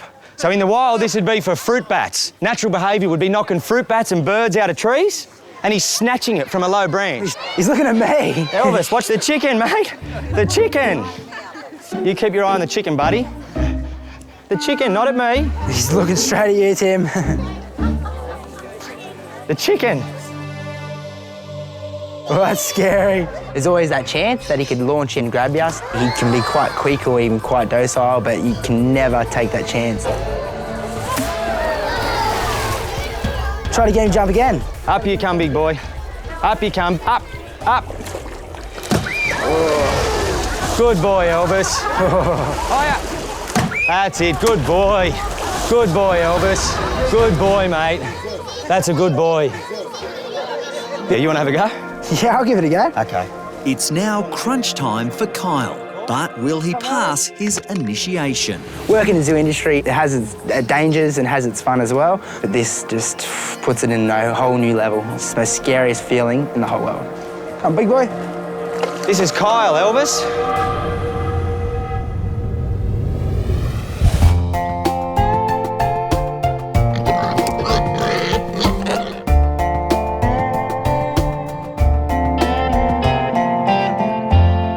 Actually quite beautiful, you know that? In a funny sort of way. In Kyabram, Chris's scaly patient Harriet is awaiting surgery. Just rest up. Sound good? The delicate operation to remove the abscess on her leg will go ahead tomorrow. But right now, there's a more urgent case to deal with. Hey, Chris. Yeah, mate. Just had a call come in for a cow down after calving and you're it. Are you serious? Tell you right. Having enough excitement today? Sounds like this cow has milk fever. Now, this is a condition I've heard about but never ever seen in real life. What I do know about it though is it makes the cows incredibly unpredictable, so this could be a real challenge.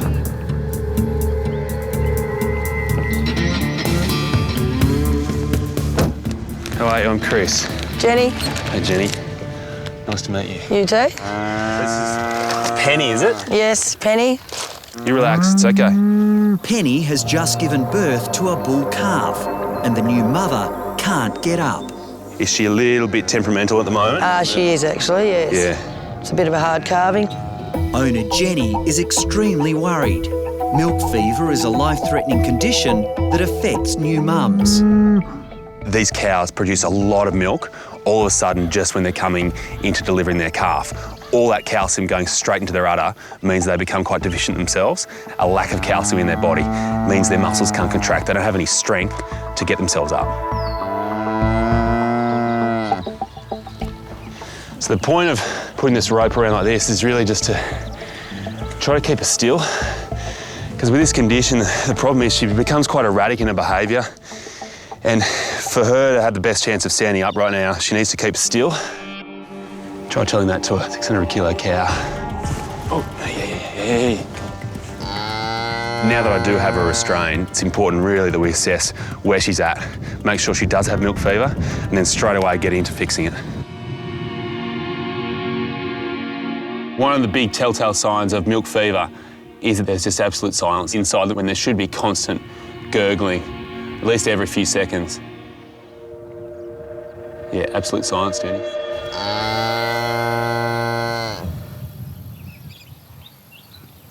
All right, so her temperature's barely 37 there, so that low body temperature and the fact her rumen, her stomach isn't contracting there, it really does look like milk fever. Yep. So what I'd like to do is get a bag of the calcium and actually run that into a vein. Yep. It's going to be a challenge. Yeah, she's not too happy. No, so we'll just see how we go there. I might need a hand. This is the critical moment. If I put the calcium in too quickly, she'll have a heart attack and she'll die.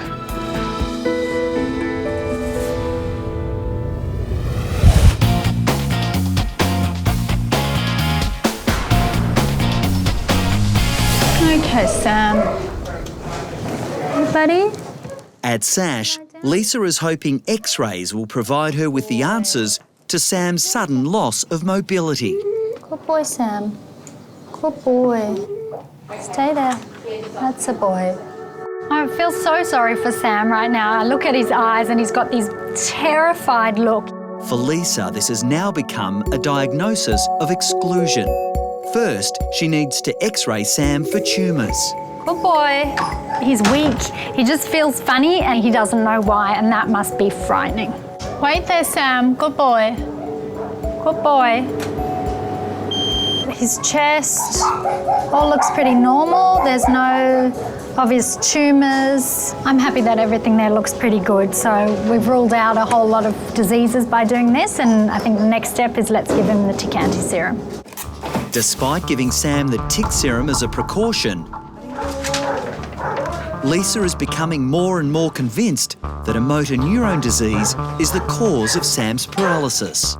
Animals with polyradiculoneuritis will end up completely paralysed. Some of them won't be able to lift their head. Worst case scenario, they can't breathe properly and they have to be on a ventilator. I just hope that doesn't happen to Sam. Good boy.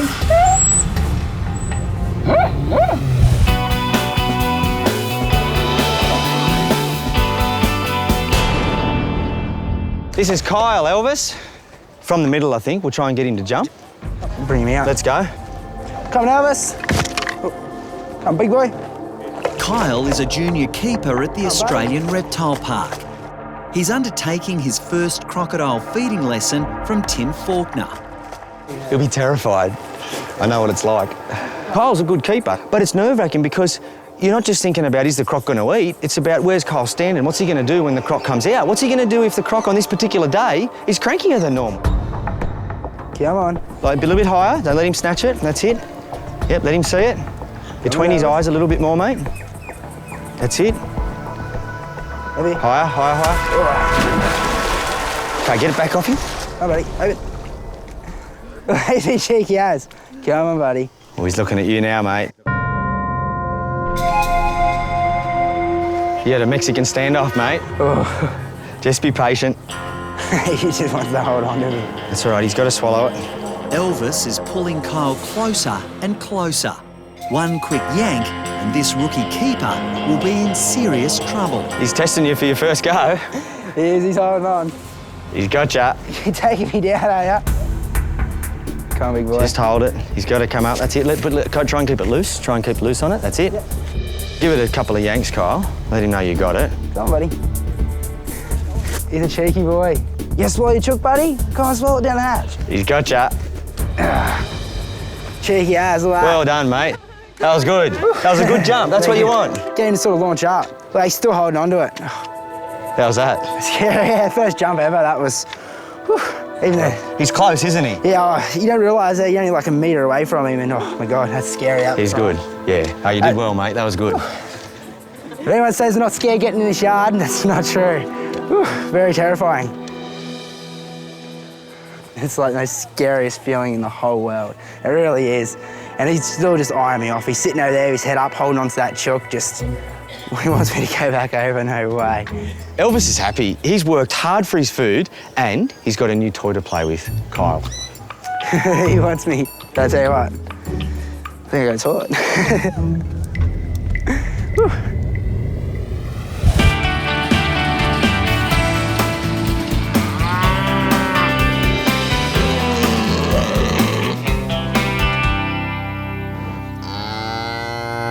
I'm going to try to push her head back here and I'll actually sit on her neck there. Yep.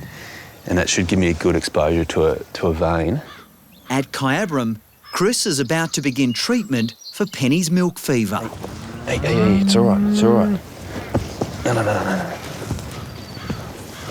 The plan is to get the bag of calcium, put it straight into a vein. From there, it goes into a circulation, into the muscles where she needs it, and hopefully that's enough to help her stand up. So, Jenny, I'm just going to whack this needle in the vein right here. Hope you get the vein. You don't look like you've got a lot of faith in me. As long as you get it in the vein, I'll be happy. You know I am actually a real vet. Jeez. It's nice to know someone's got confidence in you, isn't it? The Friesian isn't the only concern for her owner. Just give me that there. Jenny is also worried about the city vet. I didn't realise he was an actual vet. I thought Bondi Vet was just a drama, yeah. I spent 5 years at uni getting this degree. I didn't spend a couple of weeks at a weekend drama school. Jeez, tough crowd. I'm going to keep the pressure on her neck, but just make sure that doesn't pop out. I just want to listen to her heart from here. Calcium can have a really toxic effect on the heart if it goes in too quickly. It's nice and steady.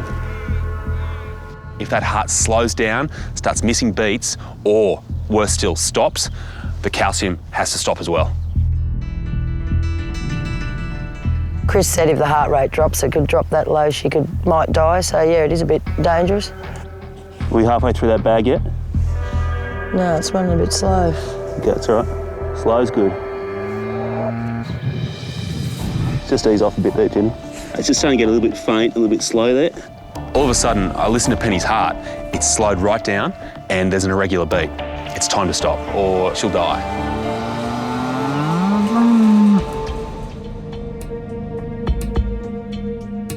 So, I'm gonna pull that. She's just reached a limit giving that calcium intravenously, so anytime you hear those beats starting to change, to go a bit quiet, to slow down or to become irregular, you know it's time to stop.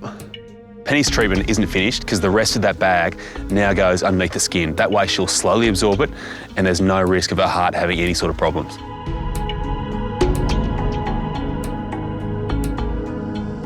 All right, so that's emptied out that bag there. If the calcium treatment has worked, it should take effect immediately. This is where it's going to get really interesting. You ready to jump? Yeah. So I want to get the halter off. I'm going to do the leg first, then the head. Yep. Then we're both going to run, hold each other and hope. All right? Yep. I know you've been through a lot. Some people here think I'm an actor. So let's understand we've both been through a little bit. All right? So let's get this rope off. I couldn't agree more. Okay. Hey, settle down, settle down, settle down, settle down.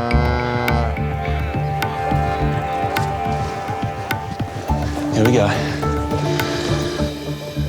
You can get... Yeah, she's up, she's up, she's up. Yes. Tail. Got it. All right. There we go. Amazing. You wouldn't think that a little clear bag of liquid would be enough to get a 600-kilo cow to her feet, but it's worked its magic. I think Bub's going to take after Mum here. Come on, little buddy, come on. Nice work. First steps. Amazing. So, Mum's got up, and now her son has as well. Had your doubts, but look. Yep, good job. Are you happy with that? Yep, very happy. Not a bad job for an actor. Logie Award winning? Yeah, Logie. Or Academy Award winning? Logie. Just a Logie? Just a Logie. I'll still take it. Thank you. Thank you. It hasn't been a bad day to see a big cow in trouble actually stand up with the help of the calcium and then see a calf take its first steps. It's pretty special. Hopefully now Jenny realises that I'm a vet.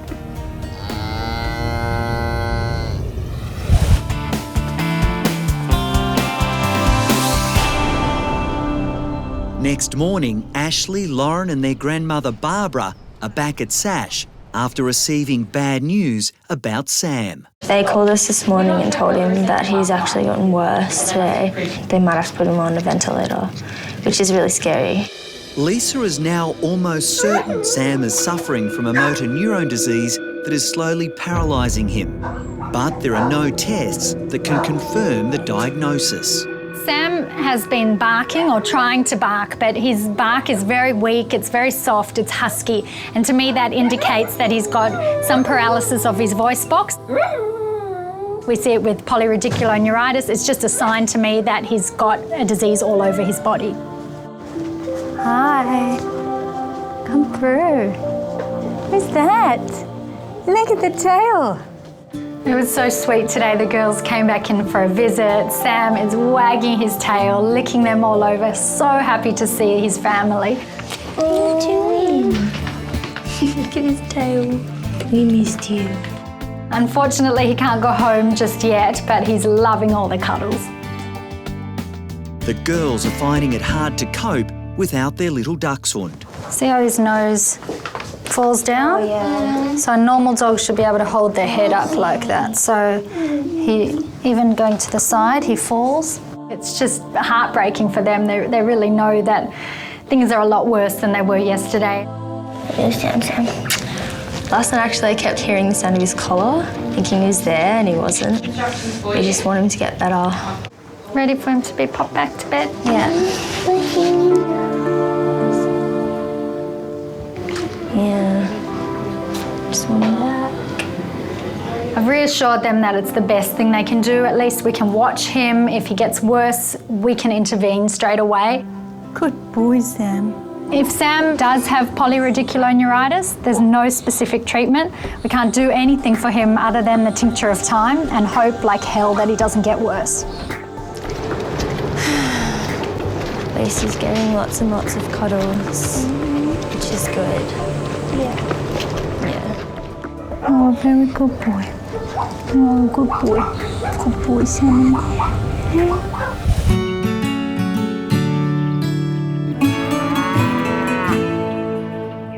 Go on, Harriet. It's time. You ready, mate? Too right.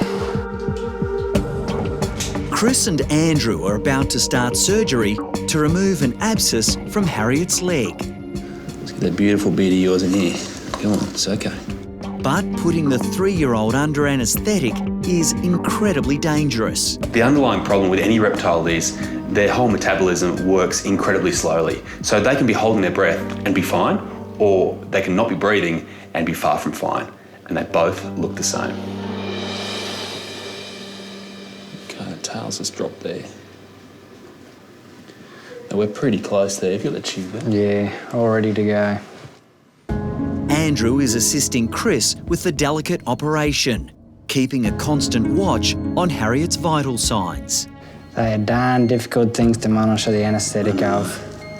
I'm pretty happy how deep she is. We'll just get her back on 2. Harriet, being a reptile, is living up to the hype. She's breathing incredibly shallow, but her heart rate at the moment is pretty stable, so that's good enough. It's time to get started.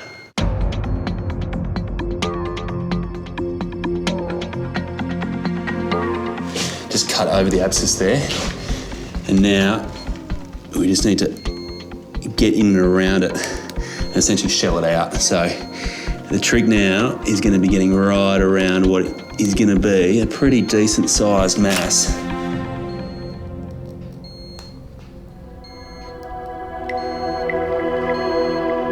Beautiful. Beautiful job. So I'm just going to flush this hole here and just to remove any bacteria that might still be sitting inside there. It's time to sew it back up.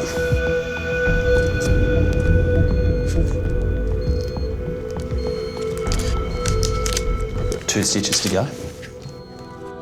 Sure good? I'm not getting a reading on her heart rate. Suddenly, Andrew notices a change in Harriet. She's just not breathing well. She's just breath holding and... Yep. Any more reflexes? Not really. Come on, Harriet, come on. We've been through so much, don't give up now.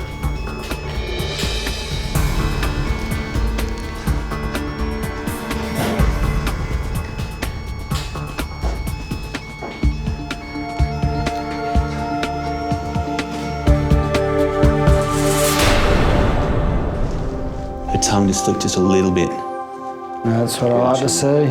At last, the 3-year-old gives Chris and Andrew the sign they've been waiting for. It's hard to believe that something as minor as a tongue flick can mean so much, but with Harriet, it means she's coming back.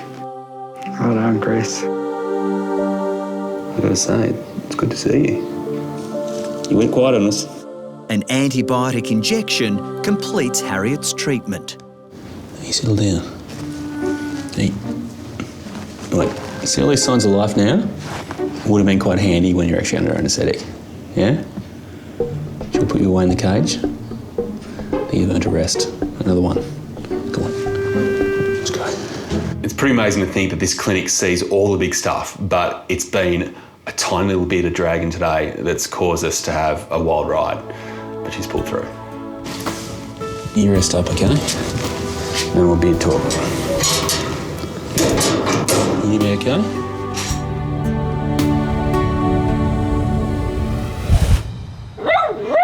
Hey, Sammy, you're barking better. Oh, yes, you are. Yes, you are. So much better. As for Sam, he's showing great signs of recovery from the paralysis that attacked his body. The condition we think Sammy has, polyradiculoneuritis, usually takes a few days to start and then they can deteriorate over about 7 to 10 days. They end up getting better on their own and it can take up to 6 weeks to make a full recovery and sometimes even longer. Good boy, Sammy! Sam has never been apart from his family for more than a day. Ashley, Lauren and Linda are now waiting in reception and are eager to get him home. Gonna go home, hey? You're home. Come on. Look at Oh my gosh, look how good he is. He's so much better. Sammy's definitely a ladies' man. He's in a family of all girls and I think he's missing them like crazy. He's like one of the family. So happy that he's coming home now. Yeah. I miss you, little guy. I miss you. Oh, thank you. Made a new best friend. My new best friend.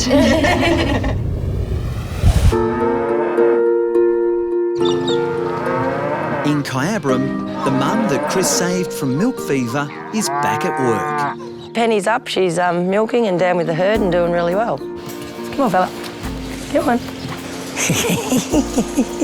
And her little calf is happy in the nursery. He's recovered real well too and he's playing and jumping around happy as Larry. After her initial reservations, owner Jenny is finally convinced about the boy from Bondi. I think he might be a vet now.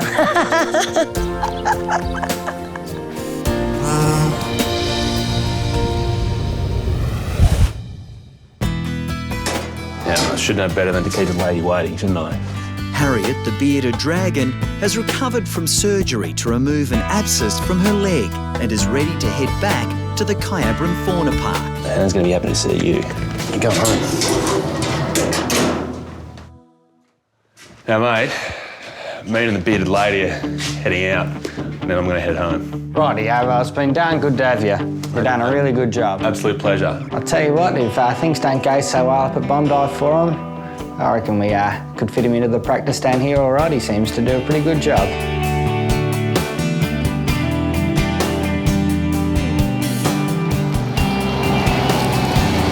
Now, Hannah, Chris. Someone's been missing you. Harriet. A little girl in here. Yeah? Oh. We're happy to have you back, Harriet. Chris has done a great job. She looks really good and healthy, so everything looks like it's worked out well, and so we're very happy with that. Is this a good spot here? She Yeah, likes she'll it? be fine there. She'll like that. Good girl. Just gonna pose first. There you go. You're home. Neither Hannah nor Harriet will probably ever truly understand just how tense that surgery really was, but I do. That's why I'm very happy to see her home.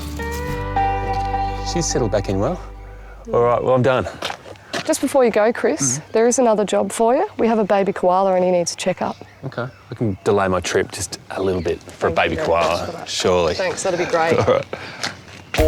After all the action, the excitement, and sometimes the stress of this week, finishing with a cute and cuddly koala probably isn't a bad thing. It's just up here. She'll be up here with Mum. Yep, so little dog's just up there with Mum. Hello, buddy. Okay. Little Kay is just 8 months old and needs to be weighed to make sure he's growing normally. Just looking for a temporary loan. It's okay, little man. Okay. Here we go. Hey, no, you're all right. It's okay. Come with me. I'm going to give you a perch here. There we go. There we go. Look. There we go. You happy? That's cheating. He's weighing. You're trying to take some weight off there. Well, it's worked. Cool. All right, 1.5 kilos. Thank you very much for that. You're Okay. a faster little boy. You want to go back to Mum, do you? Oh, you're chucking a tantrum, aren't you? You want to go back to Mum? When you look at how feisty and full of energy Kay is, and you add that to a healthy weight, you know he's doing well.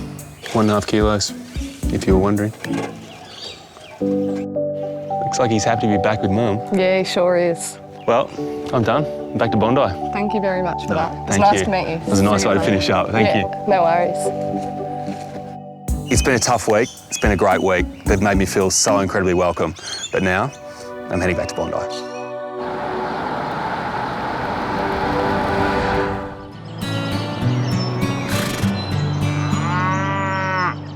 Whenever I'm in Melbourne, I always take time out to see someone who I think is pretty special. Pam Ahern is essentially the patron saint of animals, and she always needs a vet. Chris has arrived at Edgar's Mission, a sanctuary for homeless animals about an hour's drive from Melbourne. Hey Pam, how are you? Good, thanks Chris. Thanks so much for coming. That's all right, it's good to see you again. Good to see you. How you going? Now what's on today? We've got quite a bit on today. Burpy the pig needs a bit of a tusk trim. Yeah. Gretel, the little three-legged calf's grown and she needs her foot trim, so we've got quite a big day for you. I didn't doubt it. Who's up first? We'll do Burpy the pig, eh? All right.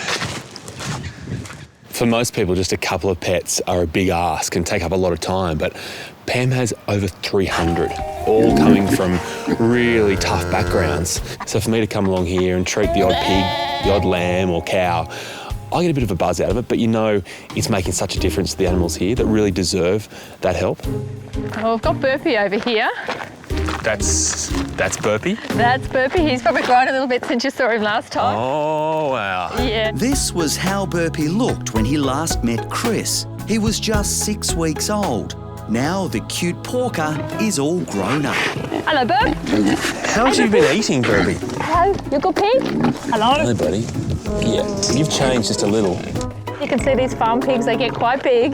There's tusks. So this is the problem here, they're starting to Yeah, they're starting to really get quite grow big, up yeah, and they're quite pointy. Burpy's now 220 kilos of grunting muscle and knows that he has big tusks to use on any vet that comes near him.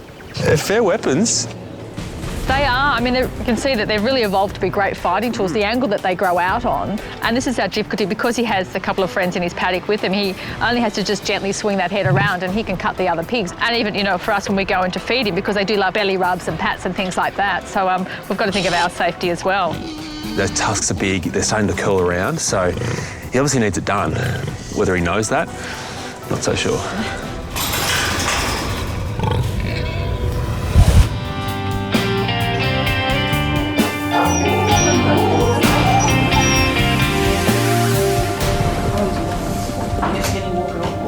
Just, okay.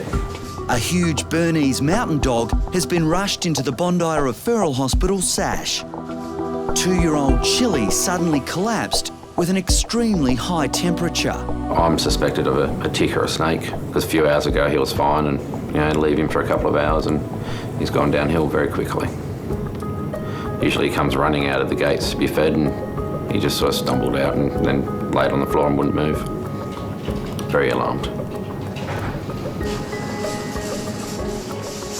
What's going on? So, this is Chile. Yep. Chile hasn't been able to walk for about an hour and a half.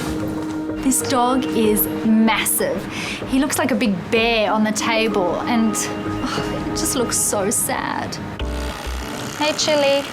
Pretty flat, aren't you? Let's just collect some blood so that we can check if it's a snake bite straight away, and we'll go from there. You're a good boy, hey?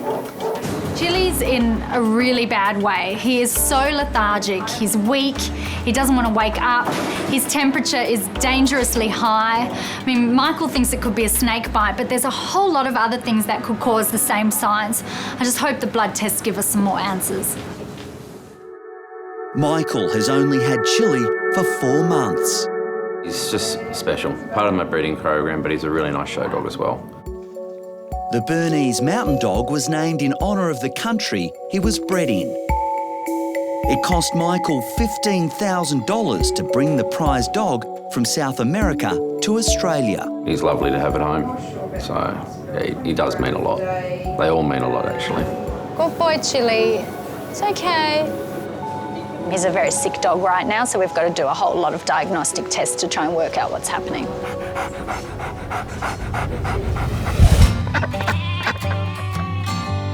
I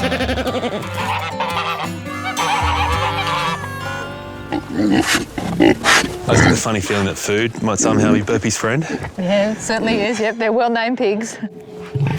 Burpy has dangerously overgrown tusks that need to be trimmed. To sedate the 220-kilo pig, Chris has a cunning plan. With a big bowl of food in front of him, he'll be distracted enough, I'll be able to sneak up and put a little injection into his neck. You're hungry, aren't you? It's no wonder you've got that amazing figure, Burpy. Good boy. Hey, how good's this? Yeah, yummo. Hey, you're about to feel something. There we go. So now it's just a matter of getting this injection in nice and slowly while he's eating. And then once he's asleep, we can get in there and do these tasks. That might be easier said than done. Bed. Bed. Bed. Come on. Thank you. Back to bed. Good boy. Oh, he's getting groggy, isn't he? Good boy. Good piggy. Oh, he's a good pig. He's a good pig. Oh, what a good pig. Oops, missed the starting line. Come on, here we go. That's it, buddy. He's time to sleep. Let's go. Good boy. Just arranging the bed. So the plan is to get in there with the wire, being very careful that he is going to stay asleep, and then start to shave those tusks away. It's incredibly dangerous, so we just have to make sure he is really and truly asleep.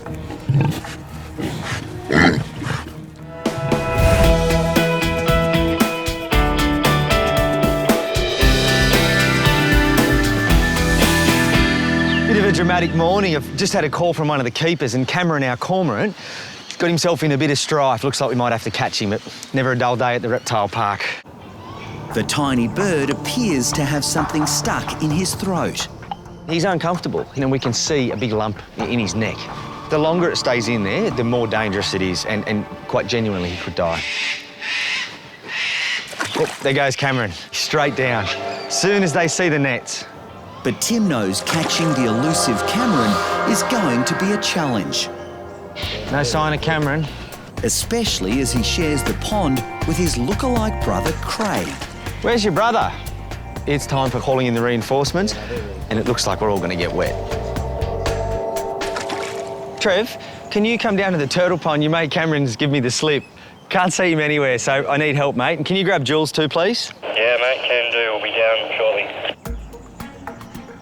There's probably going to have to be one person that's spotting Cameron, because they're little buggers. They go underwater in one spot and then they pop up 10 metres somewhere else. So we'll have a spotter and two of us will get in the water and we'll actually work together and try and corral him to one end of the pond to make it a bit easier to get him. That one? No. Thought the crocodile was real. And we're about to go swimming with him. Look out, Trev, don't worry about the sticks and mud. So, Jules, he's got a silver band. All right. OK, and his brother Craig's got a yellow band. There's one up this end. Yeah? Yeah.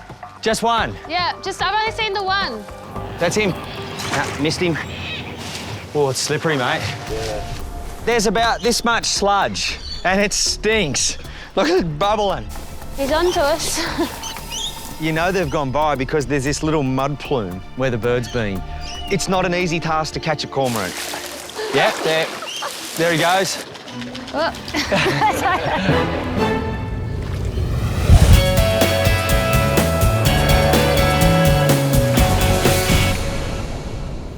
Good boy, Chile. 2-year-old Chile has been rushed to SASH after suddenly collapsing at home. Owner Michael is worried his prized Bernese mountain dog has been bitten by a snake. So we've done a couple of blood tests on Chile, one to check level of his muscle enzyme and the other one to check his blood clotting times, and both of them are normal. So the next step is to do a venom detection test to see if there's any sign of the venom circulating through his body. So, negative. Negative, yeah. Yep. All right, well, at least we've ruled that out. Good boy. Yes, you are. Chile's got a really high fever. It could be anything. It could be an infection. It could be inflammation. It could be cancer. Good boy. Slide. Lisa's hoping X-rays of the chest and abdomen will provide clues to what's causing Chile's dangerously high temperature. Good boy, Chile. It's okay. They all look pretty normal, so the problem is we still don't know what's causing Chile's signs. We've got the really sick dog and no answers yet. Good boy. So we're going to do an ultrasound of Chili's abdomen next, and I really, really, really hope that we're not finding cancer in there. Good man. You'll be all right, mate. Come through. Before the ultrasound, Lisa needs to break the news to Michael. Being a Bernese mountain dog, they are prone to certain cancers at a young age, as you know, so we cannot ignore that. I can't make any guarantees, okay? Just do your best. All right. Just want him back, want him better, and quite possibly it could be something big. So, yeah, it's a lot to think about.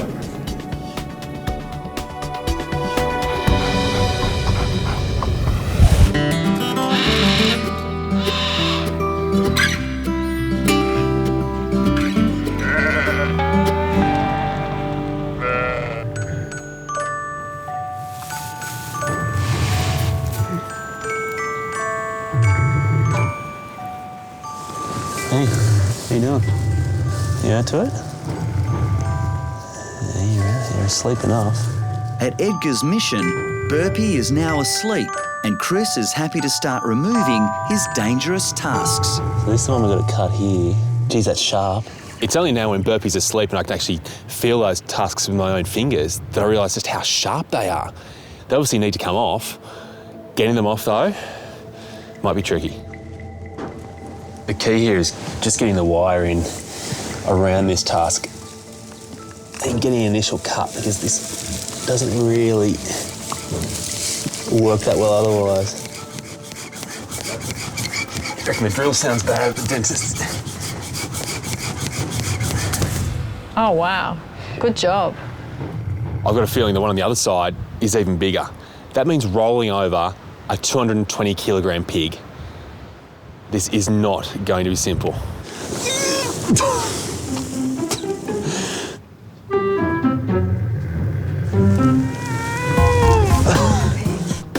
Good pig. Good boy, Burpy. Good boy. Oh. Way to go, Burp. I think we got there. We got there. It's about 2 inches long, so almost 6 centimetres, with a really sharp point in it.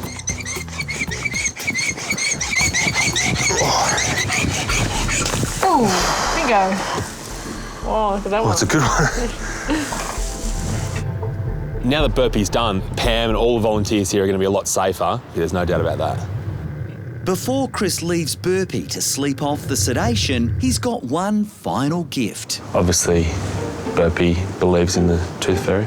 Absolutely. I'll just stop me here, Burps. Didn't say a thing. Here you go.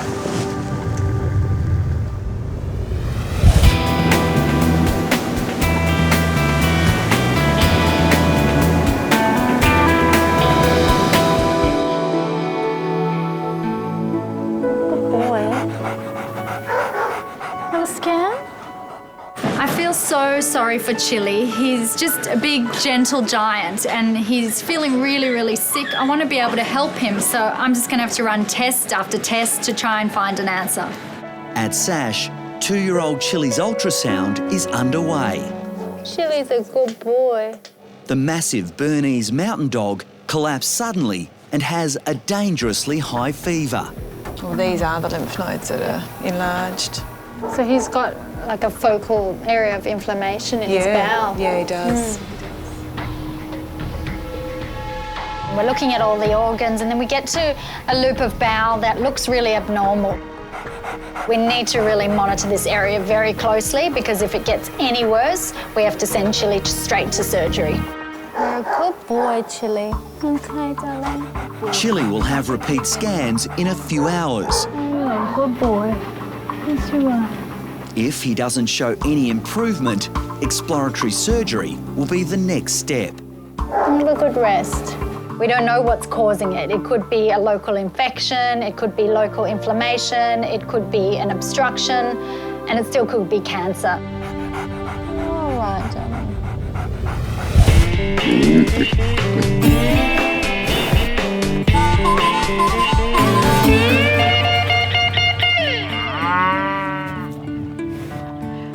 dear little bobby calf we rescued a couple of years ago. She was born with 3 legs. She's coping really well with her disability. I've never seen a 3-legged cow before. At Edgar's mission, Chris's next patient is Gretel. Having 3 legs actually saved her life. She touched the farmer's heart, who was so struck by this little calf and her ability to get around on 3 legs and cope, that they wanted to find a good outcome for her. How you going? Hi Chris, nice to meet you. Hey, I'm Kyle. Hey Kyle. I can see what she likes. But this is the problem, isn't it? That's right, yeah, the hoof's starting to compensate there and growing awkwardly. The problem with her situation is that it's pushing those toes outwards, and those toes are actually becoming malformed. They now need trimming, otherwise they'll keep on growing to the point where she just won't be able to walk. Normally with cows like this that weigh 600-700 kilos, they're in charge. They're the boss here. But here, the odds are a little bit more in our favour. Yeah. Provided we can keep some weight on her with Kyle, I think we're a good chance of actually just trimming that foot without any drugs, without any yards. Oh, that's good. Without any pain. That sounds like a plan. Normally cows only give you 1 chance. If you blow that, you've totally lost your cover and they'll just run away. We've got to make the most of this chance.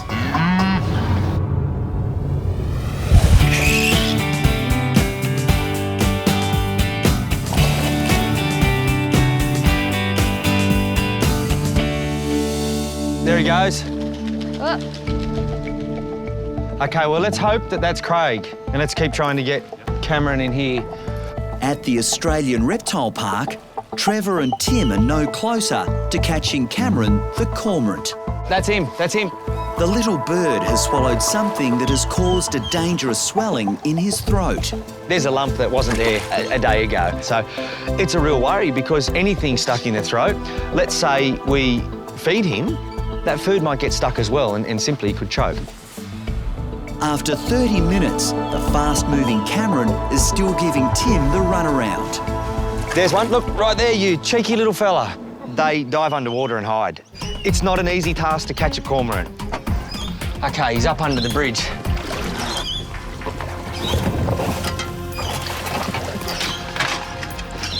OK, he's back in the water. They're very quick swimmers, and that makes it really difficult. He's onto us. The birds are just giving us the slip. True, true. There he is. Ah, gotcha, mate. Hey, buddy. Hey, hey, hey. Ow! Ow! Ow! Ow! Ow! Ow! Ow! Ow! That's Craig. Ow, mate. Not our bird. Once again, Cameron has managed to avoid capture. On the other side of the bridge. Thank you. I see him. No, I see him. I see him. I see him. He's still in there, mate. Would you jump over the other side? That's him. Yeah, that's him. That's him. Hey, settle down, mate. Ah, straight away I can feel it. Look at that. Geez, that must be hurting him. Yeah. Look at it. There it is. Yep. OK, let's get him up. As much as we pick up every speck of rubbish that's around the place, there's stuff that might filter through with the water that's been dropped, and it could be anything from, you know, a chip packet to a dummy. Cameron is now heading to the medical room. The object needs to be removed urgently. Just put him right down in the bottom so he doesn't fall. There you go, mate. Righto, let's get him straight up the top. You guys ready to grab that stuff? Yeah. Whatever it is in there could be penetrating through his tissue, and that in itself could cause infection, and yeah, it's not a good result if we don't get it out. Oh, you guys stink. No more biting, so one of you want to hold him that way for me, please? I can feel it's actually got bends in it. Best case scenario, this just comes straight out and it's easy. Otherwise, we've got to take him down to the vet, knock him out, which has its own risks, and it's quite an elaborate procedure. I can't see what it is. The view down that throat is not that nice, but to prevent them from swallowing water and everything else, the throat actually closes. So, you know, we're talking a fair distance there now. Sorry, mate, that can't be nice. The worst case scenario is that it's ruptured something inside. Now, if that happens, he's not going to eat, he's not going to feel good, there's going to be big problems. A little bit more, just hold your tweezers there. I'm going to try and slip it over the end. Oh, yeah, I can feel it. Yep, up you come, keep coming, keep coming. Nope, nope, that's it, down again. Lost it. It's a delicate procedure. And after 10 minutes, Tim is no closer to extracting the mystery object. That's it, down, wait, a bit slower. Yep, keep them open. Lost it. Hang in there, mate. Just want to feel again. Sorry, little buddy. There it is. There it is. Grab it. There you go. My God, look at that. There you go, mate. There you go. Wow. Well, it must feel good to get it out. Hiya, mate. Sorry about that, Cameron. That must feel good, buddy. As that straw was coming up his neck, I could feel it running by my fingers, and it come out. Yeah, big sigh of relief. You imagine that inside me. I mean, I wouldn't be alive, but they don't give much away, the little animals. That's why they need good care. Look at that. That's nuts. How do you get that cow? Oh, yeah, good on you, mate. That's what you should do next time you come across a straw. Don't throw your straws in the water. Oh, thank you. Wow. Hey, well, that's good, mate. That's a good result, hey?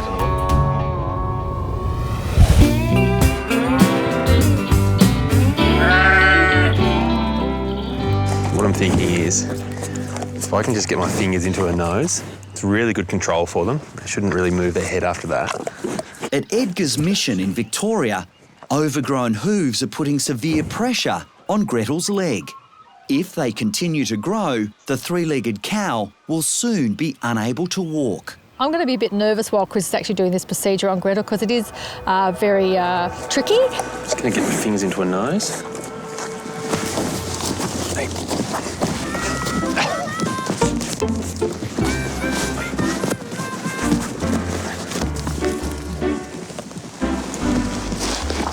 Yep.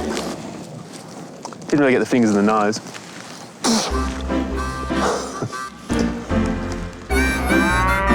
It's a bit more of a wrestler than I thought. Yeah. She's strong. She is. Because she's had to be, you know, and she's tough. She doesn't like to feel like things aren't going away because she knows that she's a little bit vulnerable. Yeah. Hey. Go. Sorry.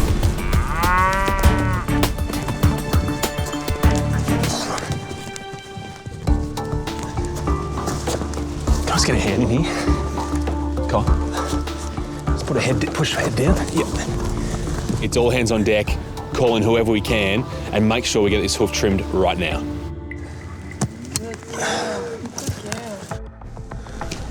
I just don't think we're going to be able to get underneath this toe here.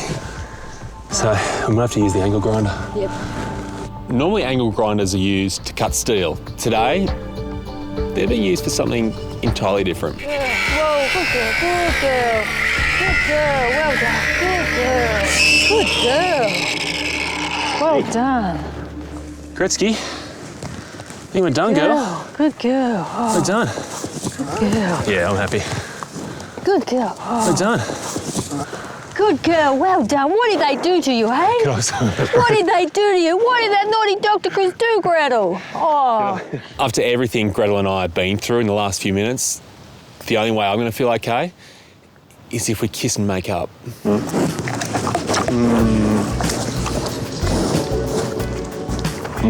It's better for you than it is for me, trust me. Oh. I probably had one coming, didn't I? It's actually better than what I thought, the outcome. We've trimmed both of those front hooves and it's come up really well. You got other plans, I can see. You're a girl in a hurry. Don't mind me, all right? He's obviously waiting for you. Before I even have a chance to say goodbye, Gretel's gone. Why is she gone? She wants to show off the new shoes to a boyfriend, Hansel. All right, well, I'm done. I think. Not quite, not quite. It's never done with you, is it? We've just got one more special one just before you race off. All right, one more. And this is a little one. Just one more. A little one? A little one. A real little one? A really little one. Look at them. It's like a baby animal calendar that's just come to life. Look at it.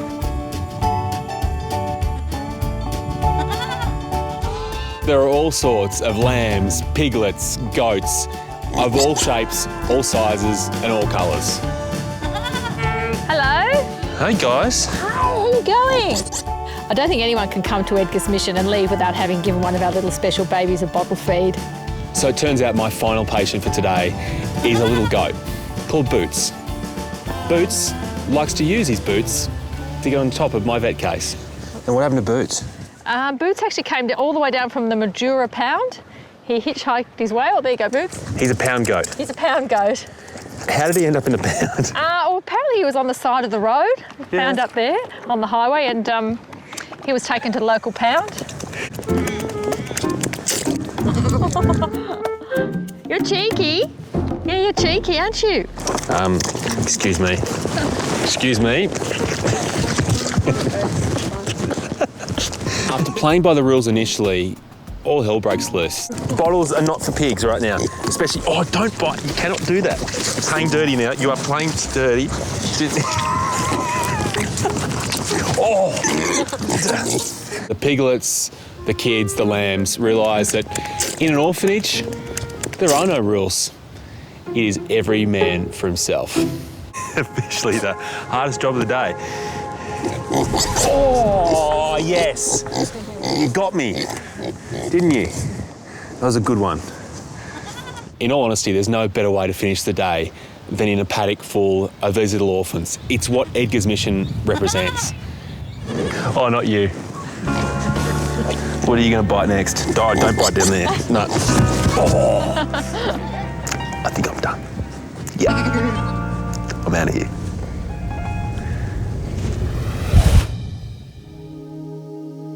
There it is. There it is. After a struggle, Tim has successfully removed a straw from Cameron's throat. There you go, mate. That's the best place for you, isn't it? Back with your brother. The little cormorant could easily have choked to death. Now he's been given the all clear and can return to his home. So we're going to put him back down in there, and for today, tomorrow, observe him intensively. Make sure he's okay, swimming, feeding. Any doubt, we run him down the vet. Hey, look at him waiting. Wonder if he knows that he's coming back. Here he is.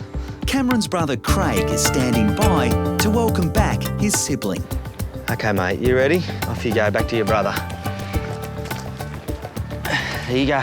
There you go, buddy. Off you go.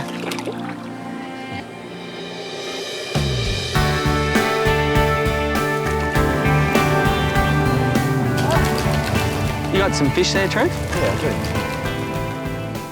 I'm going to try and feed him. It's a good indication of how he feels. He's been through a lot and I wouldn't really expect him to feed, but I'm going to try. There he is. There you go, mate. Oh, look at that. That's great. I can't believe he just ate. That's totally unexpected.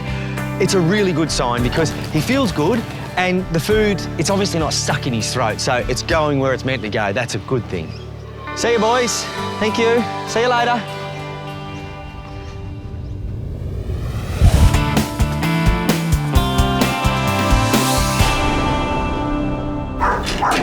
Hey, Chile. Hey, buddy. How are you feeling? How are you feeling? Come out. Out you come. Feel any better? For Chile, it's time to find out whether he needs to go under the knife. Feel any better? Not telling me, huh? It's been 12 hours since the Bernese mountain dog was brought into Sash after suddenly collapsing at home. We really have to repeat that ultrasound just to make sure that there's no worsening and that that area looks better, because if it doesn't, this big guy's going to be having surgery. Such a good dog, lying so still, huh? Okay, Lise, we're looking at the same area and we've still got some change I'm really unhappy with. There's a lot of inflammation. He's going to need surgery. Oh, damn it. Specialist surgeon Andrew Marchevsky will be in charge of the exploratory surgery. But he's already worried about the cause of Chile's dramatic fever. He could have cancer. I know he's 2. Unfortunately, the Bernese can get a really nasty disease called histiocytosis and get him at any age, and it can kill him at any age. We're just going to look for anything abnormal and then take a sample of it if we find it, or cut it out if it needs cutting out. It doesn't look very normal at all. His lymph nodes are huge. The lymph nodes are enlarged in response to an abnormality, and it can be gastroenteritis, can be cancer. The The samples will now be sent away for analysis. Now we've got to wait for him to come through the anaesthesia and recover in the surgery, and then we have to wait for the biopsies, both the culture that we've sent away, look for bacteria, and then the actual tissue and see what we're dealing with. It's not over yet. We just have to wait.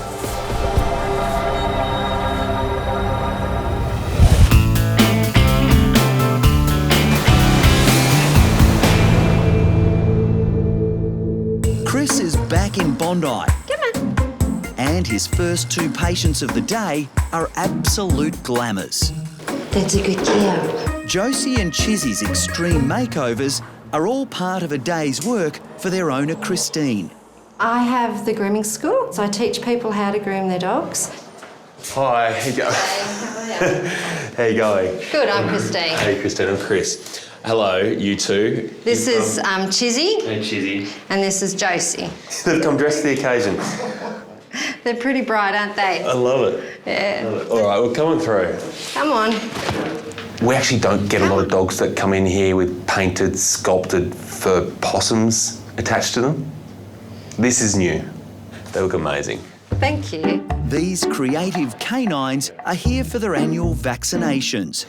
I'm just deciding, do we charge for seeing one patient or 2? But first, Chris gets a rundown on these unique works of art.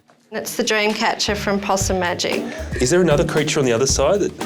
Yes, he's got a koala on the other side. He's just a walking Australian encyclopedia of wildlife, really, isn't he? This creative grooming can really polarise people. Some people love it, while others seem to think it's quite ridiculous. I don't really have a problem with it because, to me, it's just another way for people to show their love towards their animals. I grew up with a poodle. Can I show you a picture of Claude? You can. Just let me know where I was going right or wrong. I used to have a poodle who I used to dress up in some pretty crazy gear. So maybe I'm not that different. What do you think about that? It's very cute. How old was he? He was old enough to know that he shouldn't have been dressed like that. Yeah. And so was I. I was old enough to know I shouldn't have done it to him.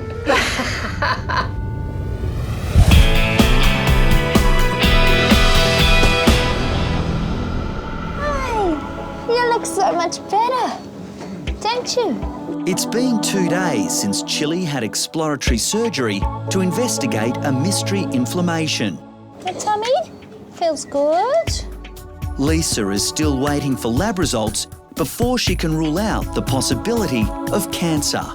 When Chile came in, I felt so sorry for him. Those big brown eyes, just feeling so lethargic. Within a few days, having the surgery and being treated with the drip and antibiotics, he's really picked up. He's doing a lot better. But we still don't know what's wrong with him. We don't have a diagnosis, and we won't know anything until we get those results from the lab. So we're all quite anxious to get them, Michael included. You want to go home to Dad? You want to go home?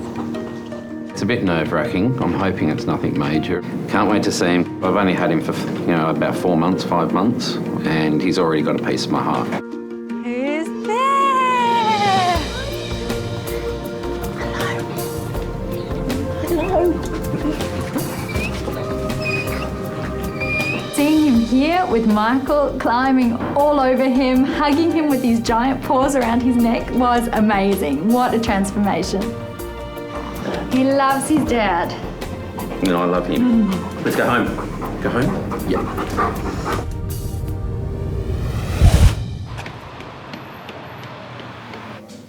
It's okay. It's going to make it, I think. The possum's okay. Chris's consult with the perfectly coiffed poodles is continuing. So he looks pretty healthy, as well as stunning. He's all the parts. So I'll give him his vaccination now. Great. There we go. Wasn't that bad. So if you can transform dogs into anything and the styling brings out their confidence, what would you do with Rusty? Rusty is the Brown family's loyal Kelpie. What we do now is tribal art. Tribal art. We could carve in, like tribal or skulls or crossbones or all sorts of things. I can't help but wonder whether Rusty would like this. Creative grooming? I really doubt it. Rusty, this could be the start of something very, very special. All right, what are we going to think about it? So this is Josie. Josie. So she is Mrs. Jizzy, is that right? Yeah, they're friends. Close friends? Close friends. Her boyfriend's more into fashion than she is. Yeah, he's got sort of more bling, hasn't he? He does. Questions are being asked about your man. Seriously. With the glamorous duo's health checks and vaccinations completed, Christine pulls out one last surprise for Chris. You know, a lot of other dogs would just shake those off straight away, but you know that you're really working those, don't you? Yeah, she said I might as well milk it. Okay, well, They're both done. Thank you very much, and look forward to seeing you and Rusty up on the farm. He can't wait. Yeah. Okay, thank you. All right. Come on. I think this creative grooming is fine, provided you're using it on the right sort of dogs. Poodles, love to be fussed over, will sit there all day, perfect for it. Try it on a cattle dog, probably a different reaction.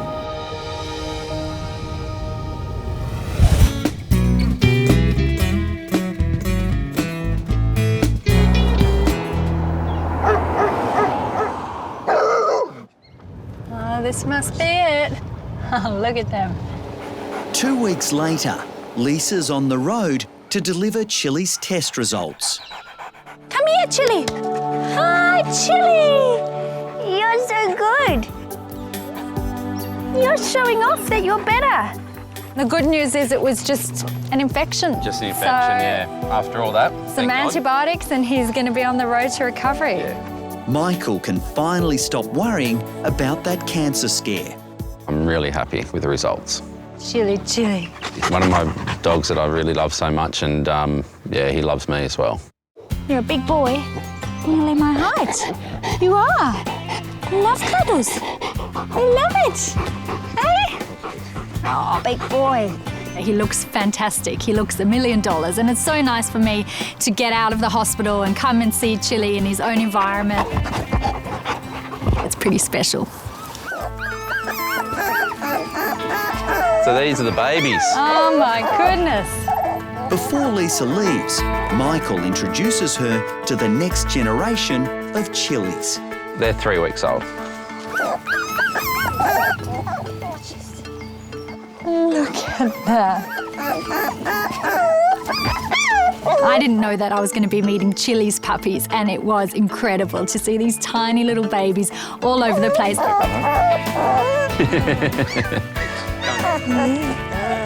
Oh, they're delicious. This is pretty amazing. Hey? Chile's babies. Thank you for coming up. My pleasure. If I don't leave now, I could be taking one, so I gotta arrange that. That's okay. See you later, Lisa. Bye, Say Chile goodbye. boy. Bye, Chile boy. You're beautiful. See you.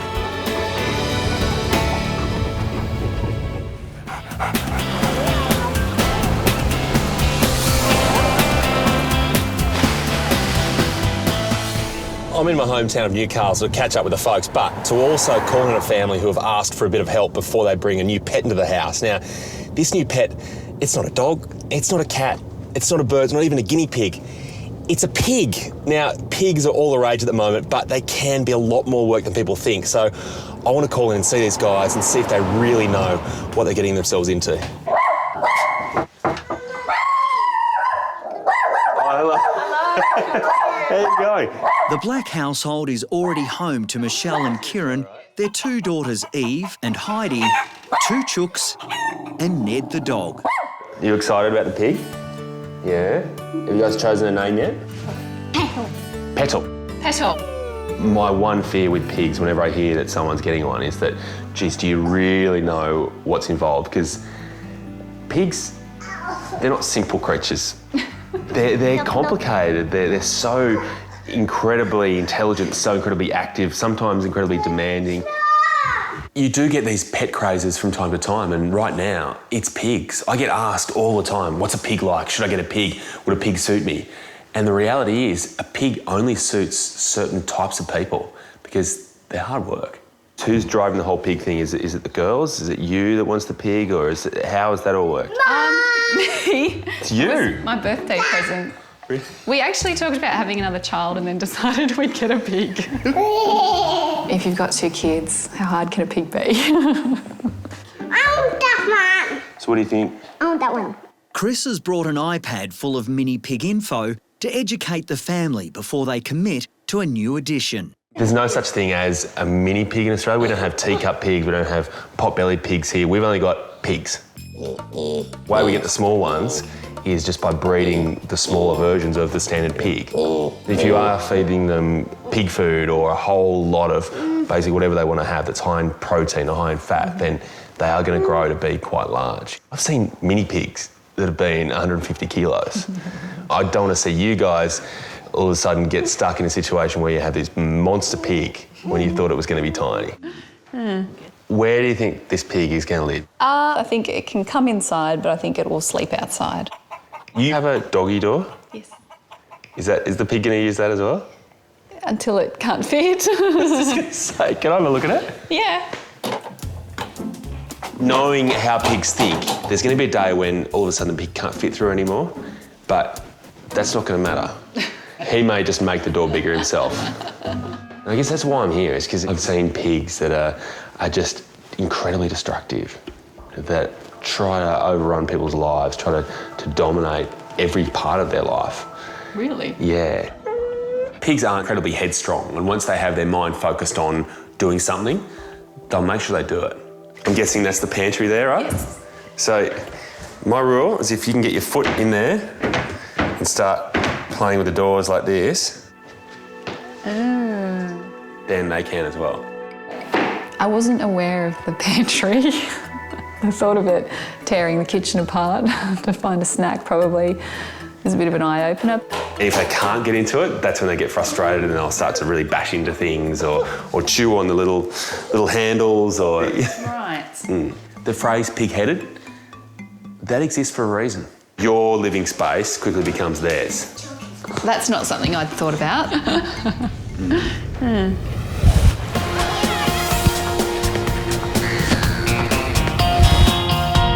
It's okay, don't worry. Good girl. Cleo, a champion pedigree border collie, has arrived at the Bondi Referral Hospital SASH, suffering from a mystery condition. She's got a discharge from her nose all the time. She licks her nose all the time and it doesn't look right. One day started doing this horrible coughing, sneezing, it sounded like she was drowning in and an asthma attack all at once. And it was just came out of the blue and was like, oh my goodness, what's going on here? All right. Hopefully it'll be a good visit today, little girl. Do you want to have a look at my phone? I've got some few photos on my phone. Proud owners Fiona and Kevin have plenty of brag photos of their national flyball star. Cleo lives for flyball. It's her whole world. She's obsessed with it. For her not to do flyball, it would be really hard for her, really hard. How long has it been going on for? She's only been really bad the last week or two. Yeah. Okay, and it's definitely getting worse. Yes. Yeah, daily getting worse. All right. Emergency vet Lisa Chimes is now waiting for the results of blood tests taken earlier in the week. So what I'm doing now is I'll just check if she's got air flowing through that nostril. So it's a pretty simple test. Yeah. And that's good. She's got airflow going through both nostrils. That's one good sign. It could be something as simple as a foreign body, like a grass seed that's in there. We can pull it out, problem solved. But then there's more complicated things like fungal diseases and tumours and things like that. Let's wait for those blood results. Once we get them, that will track us in the right direction where we need to go next. Cleo is everything to us. She's a very, very special little girl. It's horrible. It's really, really horrible.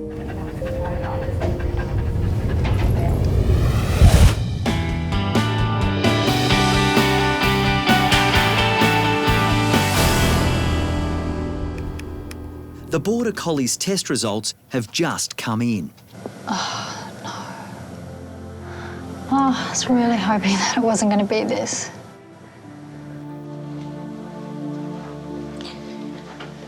Okay. Unfortunately, it shows a very high level of infection called cryptococcus, which is a fungal infection, a very rare fungal infection. Cryptococcus is such a rare disease that on average SASH only sees 2 cases a year. It's found in pigeon droppings, it's found in hollowed trees. A lot of the time we don't actually know where it is. It's an infection that any dog can get. We'll never be able to say that you can prevent an animal from getting it. It's just one of those things that it's bad luck. The next step would be to do a CT scan. Okay, so what we do with that is we can look at her brain and we can look at how aggressive this infection is. In some rare cases, it can spread to the spinal cord and it can spread really all over the body. And is it fatal? Well, it depends on where it is, okay? Generally, if it's in the nose alone, the chances of recovery are a lot better than if it's been spread to the rest of the body, particularly the brain. We'll get that scan done. Yes, you will. Cleo will now be given a CT scan to find out if the infection has spread. So everything will be all right. Why Cleo? Why? Yeah, there. That's right. I mean, it could happen to anyone, I suppose. Fiona and Kevin just cannot believe how unlucky they are, and we have no answers. It's just lottery and it's bad luck. All right, we'll give you a little injection now and you go to sleep. Yeah. There you go, Cleo. There you go. All right.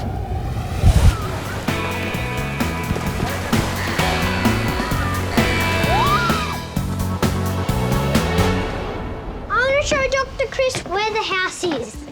Chris is in Newcastle inspecting Michelle's house to make sure she's ready for the challenges of owning a mini pig. Who's this? That's Dumb Chook. Dumb who? Dumb Chook? Yeah, and the other one over there is Smart Chook. The mini pig will have to fit in with Michelle's chooks, 2 rowdy kids, Heidi and Eve, and their dog Ned. Ned's looking a little bit put out already.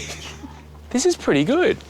Mummy made it. Because normally, Mummy within a week of having a pig, that's how your lawn looks. So let's just check this out. What do you think Petal's going to like about being in there? Because it's nice, cosy. Cosy. That's the other thing, they're incredibly sensitive to cold. Yeah. When you're hearing about the digging, the pig-headedness, are you being put off yet at all? No, no. I think it'll be good. I think it'll be fun. I mean, the chooks are messy and noisy and I love it. I love the yard. Yeah. Hey, stop! Trust me, chickens digging in the yard is like someone digging with a toothpick compared to what a pig is going to do.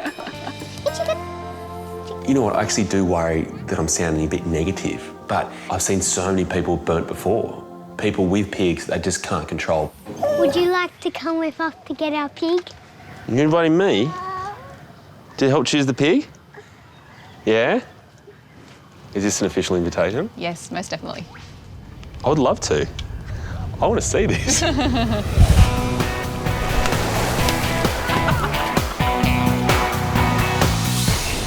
Okay. So we've got the images loaded, so her CT scan images. So I'm walking Kevin and Fiona through to show them the scans. It's just something that's going to be really difficult. Here we can see that the fungus has invaded all the way up her nose to her sinus and now has entered her brain as well. Well, knowing that it's in her brain, is there going to be any effects that we're going to notice? Without treatment, it will get worse and eventually it will affect the rest of her brain and cause neurological problems. It's a lot of unknown. So do you think it's curable? Or will we be able to fix this? I think we have a good chance of fixing it because we've got it early, but there is a chance that she will die from this. And, you know, the best thing we can do is start treatment straight away. So what we'll do is Cleo will go on medication for several months and then we're going to be monitoring her with blood tests, and it's the next blood test that's going to be really vital. It's really quite unbelievable how she can pick up such a weird thing just from sniffing the ground, like all dogs sniff the ground. Really scared, really scared. I just don't want to lose her. Don't want to lose her. Well, come on, let's go. Let's go. Okay, so we've got the medication. I'm really, really hoping that this is all it takes, okay?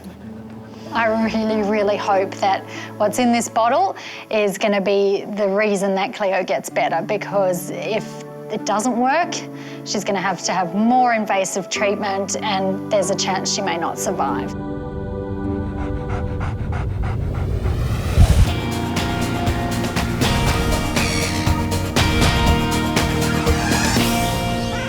She's quite good with taking medicine now.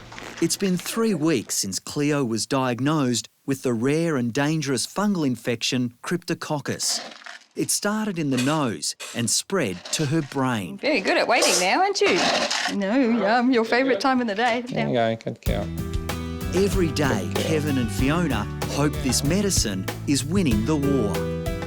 A couple of weeks after we started giving her the medicine, she went and got a ball and dropped it at my feet. And I literally burst into tears because she hadn't done that for such a long time. It's just, she's doing really well. We're very happy, very hopeful. God, look at that pass. That was a 0 pass. And we won. That's awesome. The Border Collie is now allowed to do limited exercise, but can no longer compete in her beloved flyball. That good flyball dog. We'll get there. Hey, we'll get there. Cleo's medical bills are already more than $4,000. Our flyball club, we were really blown away by it. They have decided to run a extra competition in the year. They have said the funds that they raise from that will go towards Cleo's further treatment. I'm getting emotional here. Just very humbled, very grateful, slightly embarrassed about the whole thing. Yes. While Kevin and Fiona's other 2 pets, Kaya and Selena, will be competing, Cleo will have to stay home to stop her getting overexcited. We sort of have to remind ourselves that no, she's not actually better. We need to find out what the blood test says and find apprehensive about it, but yes. Really hopeful. Yeah.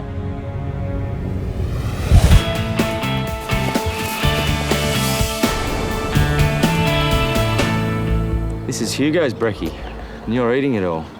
At the Australian Reptile Park, Operations Manager Tim Faulkner is about to take on a massive challenge. There's plenty of routine jobs we do at the reptile park, and one of them is weighing all of the animals.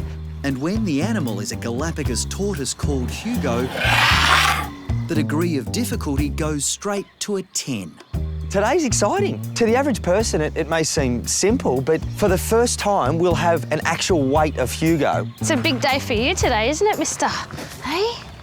Oh, cuddle time, really? Oh, there we go. Hugo's favourite keeper, Jules, is helping Tim with his weighty assignment. Hey, Jules. Hey. Big day? Yeah. Pretty excited. What you got for us? Everything. Everything. Everything. You ready to get weighed? Not my fingers. The weighing's all part of Hugo getting a girlfriend. If he was deemed to be in poor health, it wouldn't be a suitable thing to ship him a girlfriend here from halfway around the world. Hugo has just reached his sexual maturity at the tender age of 61. Lately, the lonely bachelor has been taking out his frustrations on his favourite rock. I think anything that's got a little bit more character than a rock is going to be okay for Hugo. Last year, Chris was called in to run tests to find out if Hugo was capable of becoming a dad. Fortunately, the results were positive. You get your girl, mate. Good times coming up, Hugo. Now he has to pass another physical. I think we need to get a bit of a weigh-in, Jules. Do you want to scribe? Hugo's weight is the talking point today. I'm going to put my weight on last. Tim, to all radio holders, we're about to take Hugo and weigh him. Al, front desk, do you want to start? What do you think Hugo weighs? I reckon Hugo would weigh about 162. Whoa! OK, thank you. Tim to Kel? I was thinking around 119. 119.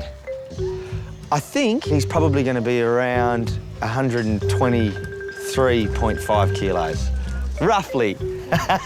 Mick, would you grab the van, mate, and bring it, park it next to the tree, and we'll walk Hugo down now. Yep, no worries. Come on, mate, let's go. We've got a custom-made box that fits nicely in the back of a vehicle. We're going to load him into there with a bit of energy. We're then going to take him over to a factory close by where we can hopefully walk him onto a set of industrial scales and get his weight. Nothing happens fast with Hugo. This is him excited.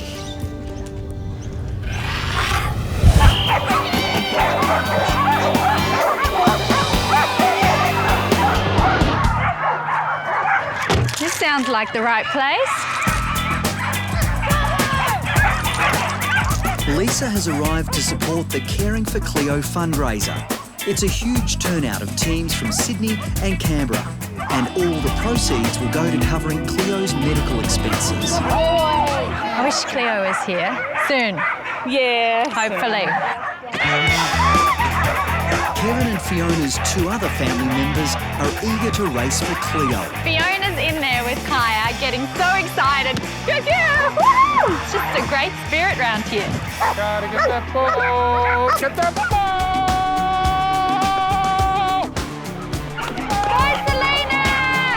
Good girl, yes, clever girl.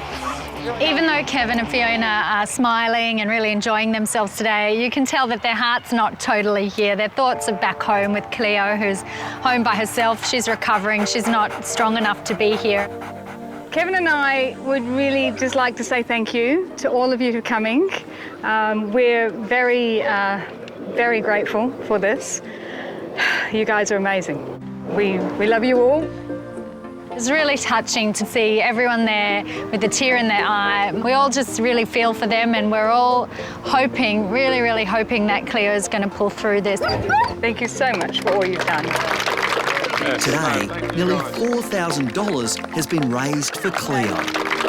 I know nothing's guaranteed, but we've got fingers, toes, everything crossed, hoping that she'll be able to come back and race again. Thank you.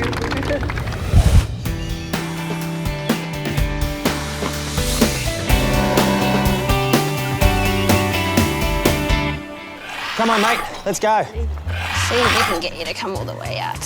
Hugo is leaving the Australian Reptile Park to go on a big adventure. Oh, come on. Wow!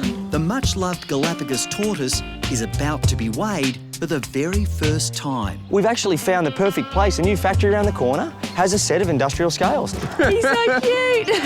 It's going to be a logistical nightmare. We plan, take Hugo, lure him with some carrot onto the scales and get his weight. Do you want to have a guess how much he weighs? Oh, about 200 kilos. 200? 200, yeah. That's the heaviest guess. Oh, okay. How heavy do you think he is? 500 kilos. 500? Maybe. 1, 2, 3. Whoa. I don't know if he's half a ton. Good boy, mate. How do you weigh a Galapagos tortoise? It's not easy. He takes 4, 5 people just to lift him off the ground. A little bit more, buddy. There are lots of things that seem simple that are really difficult, and this is one of them.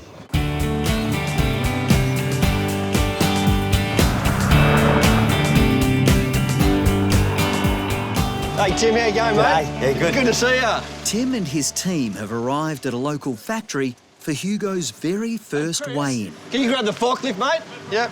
Tough. G'day. How are you? Ah, good, very excited. Yeah. Managing Director David and his staff are happy to be helping.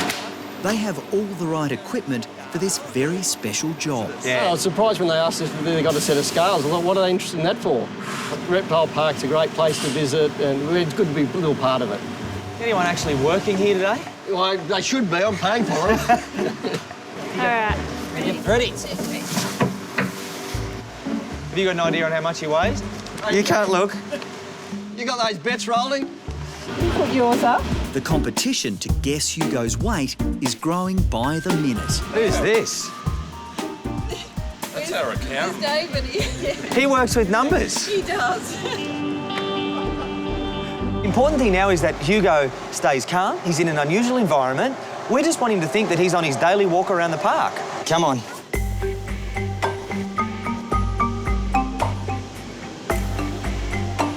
Here you go. It's probably past the food now, eh? You got to come a bit closer. Not even Hugo's favourite treats are enticing the huge tortoise to make his way to the scales. We're not going to laugh at you, mate. It's all right. Come on.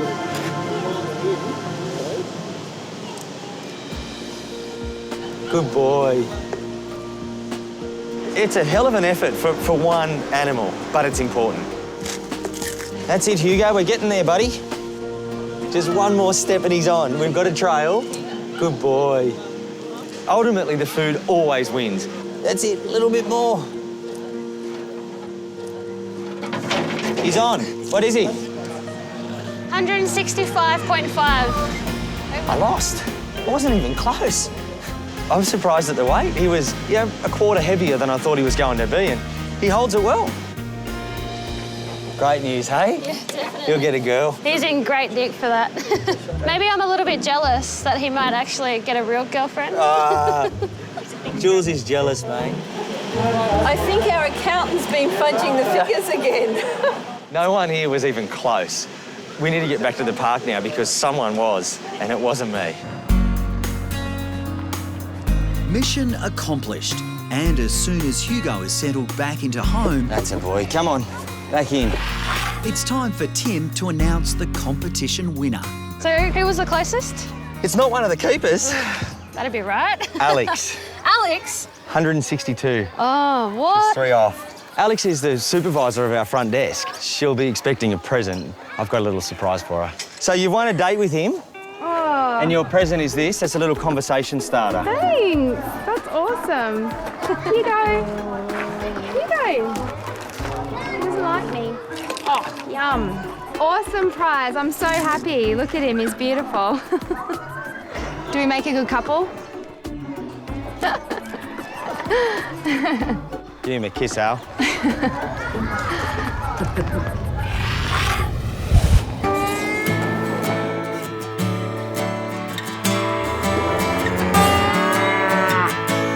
Hello, how are you? Nice to meet you, Crystal. Hi, Michelle. Michelle, nice to meet you. And this is Eve. Hello, Eve. Very shy, aren't you? The day has come for Michelle, Heidi and Eve to select their new mini pig. So how many do we have to choose from? You got 6 to choose from. 6, huh? They've asked Chris to provide some expert guidance. A wrong decision could cause chaos for this family. Oh my God, they're so cute. I want to pat Piggy. Well, do the piggies want to be patted? That's the They've thing. all run away. I don't blame them. I wish I could run away sometime.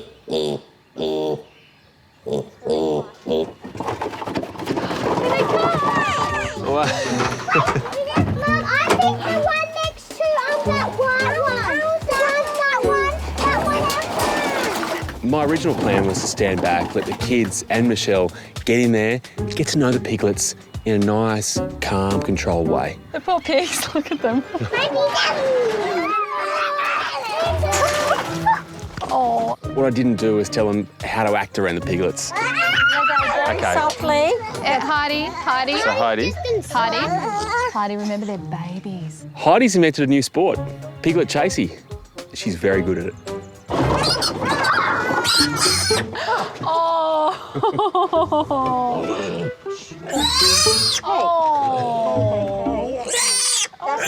We're definitely not getting that one. That was too loud. When I first met you guys, I thought the same thing.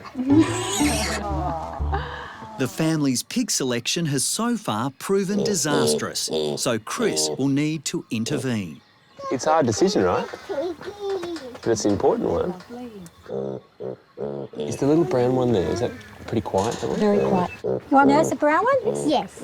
The great thing about these moments is discovering who chooses who. Do the kids choose the piglet, Be very gentle because she's just a baby.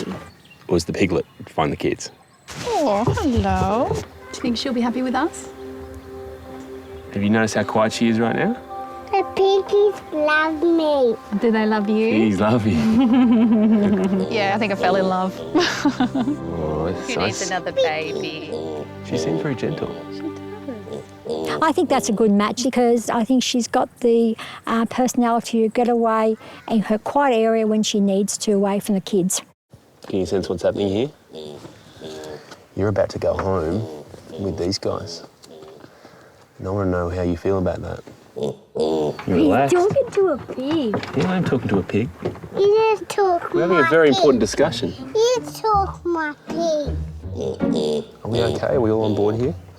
Yes, Dr. Chris. You do have a say in this, you know? Piggy, I'm back. You need to realise that, you know, you're not going to get a lot of rest. In the end, it wasn't so much a case of the family choosing the pig, but rather the pig choosing the family, because if she was willing to sit through poking, prodding, she deserves this. So, Petal, you can do food wherever you want. Petal really going to be okay? I think so. I think so. Sure. I hope so.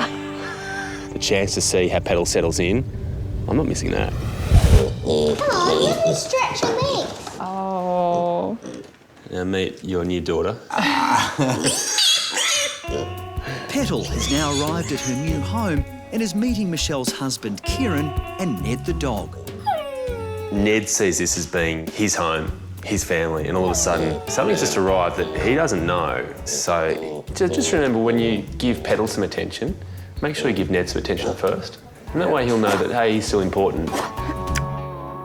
What I think is probably the best plan now, I think we get Ned outside to give Petal a little bit of space. Yep. Sorry, Ned. It's not a sign of things to come. Don't take it personally. This is the first big test for the Petal experiment. Ned is not happy. The little pig is already causing disharmony amongst the menagerie. Ned's finding this a little bit hard to handle. It's those little things that can really trip you up. And in Petal's case, it was the floorboards. Slippery. Hello. She needs some time to work out, OK, who are these people? What's that dog doing? Who are the chickens? And where am I? Little by little, Petal is becoming more familiar with her new home. Perhaps too familiar. We talked about the pantry and Not in the pantry. 5 minutes in. Look who found the pantry. Even though she's young, that nose of hers, it still works. She sniffed out the food and she went straight there. Petal's had a huge first day. Pigs her age do like to be somewhere nice and dark and quiet and feel like they're hidden.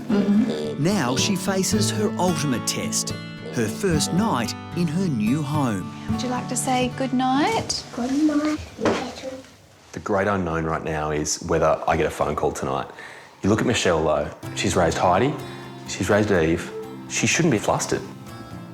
But a pig, first night at home, could do anything. Enjoy the peace and quiet, Petal.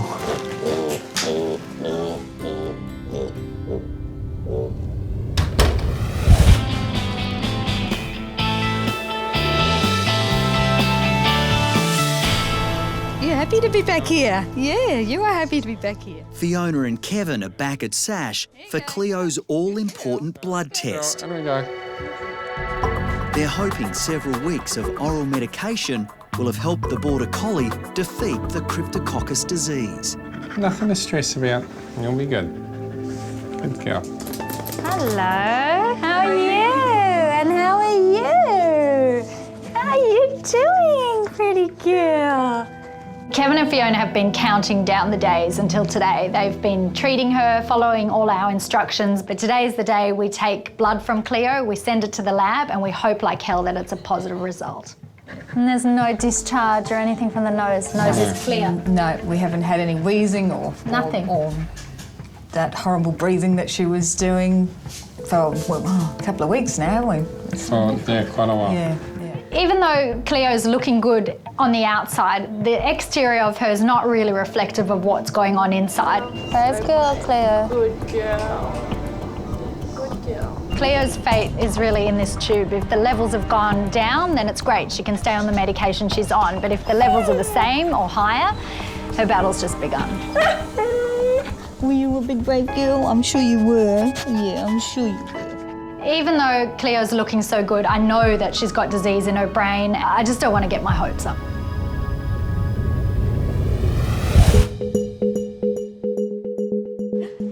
That's it.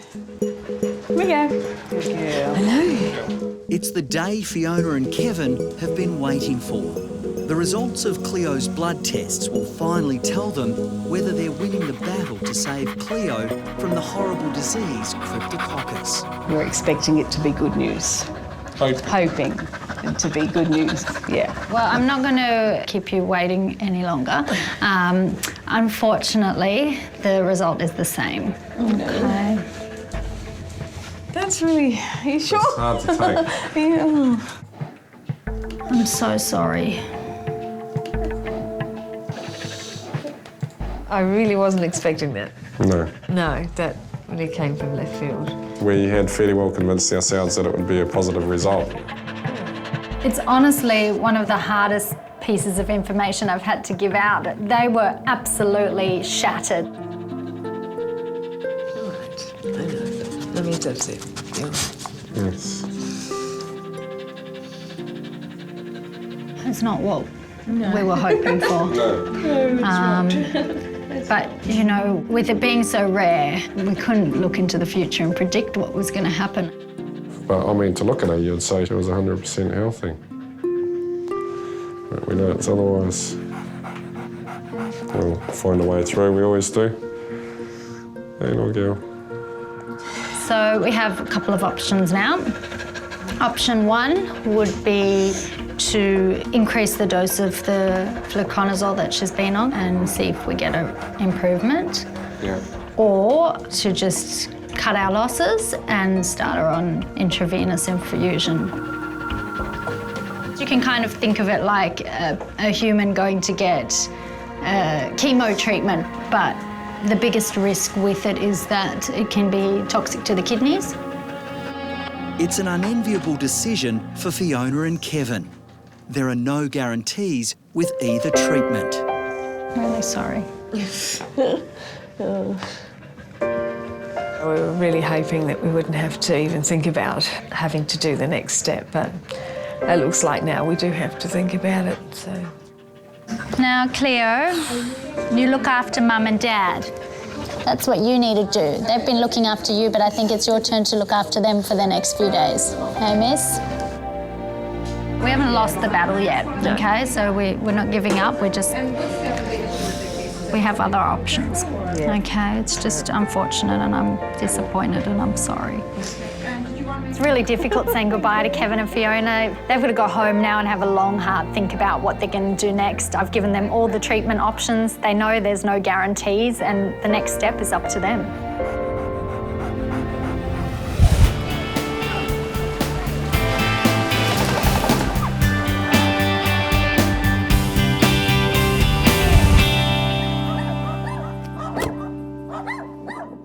Hello? Who's that? Good morning. Dr. Chris is here. I had my phone by the bed all night. I didn't hear a thing, so... It all went pretty well. Okay. Yep. Chris has popped in to see the Black family and check on Petal's first night at home.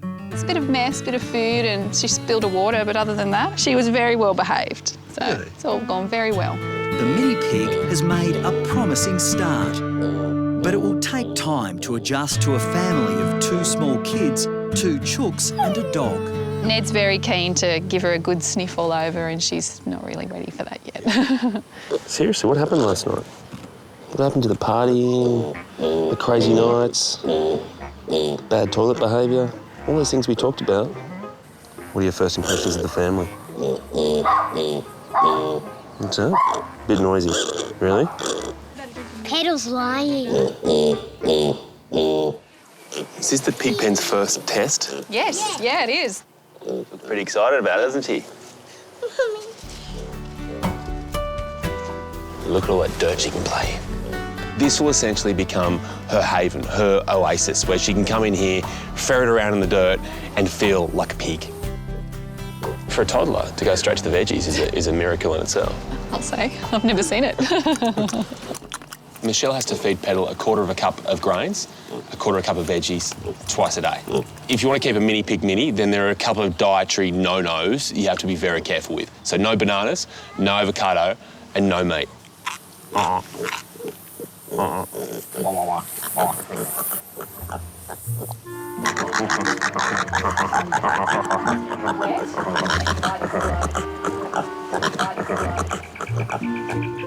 sweet bonding right there. Dr. Chris, it's Petal's bath time! Okay, all right. Playtime's over, Petal. Ready? Petal, he's having a bath. Gentle, gentle. It's just like a little pat, but with a sponge. Isn't that great, Petal? No pig likes to be clean. There's a lot of adjustments needed, but Chris is still concerned about the relationship between Petal and Ned. Looks like Petal's going to make the first move. Really, Neddy? Bossing you around, little man. We probably should have expected this, but all of a sudden she would get a confidence. And now, there's no stopping her. She's a bossy little thing. No, my Neddy. Fortunately, the long-suffering Ned has decided to give this stranger a second chance. We're getting there. I think Petal's going to settle in with a family. I think Ned and Petal are going to get on fine. I think it's going to work out. The next few months are going to be fascinating. It's going to be an interesting ride. I'm going to take this as my cue to go. Bye, Dr. Chris. See you later. Thanks for helping.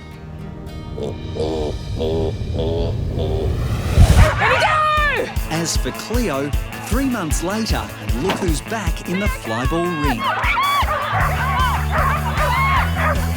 Yay! Good girl. I didn't actually think we'd get back here. Ready, go! Come on! We're very, very happy to have her back racing, and yeah, it's all very exciting. She's just so happy. No being left behind today. No. Fiona and Kevin decided to take the option of doubling Cleo's medication. Good girl. And the champion has showed an amazing improvement.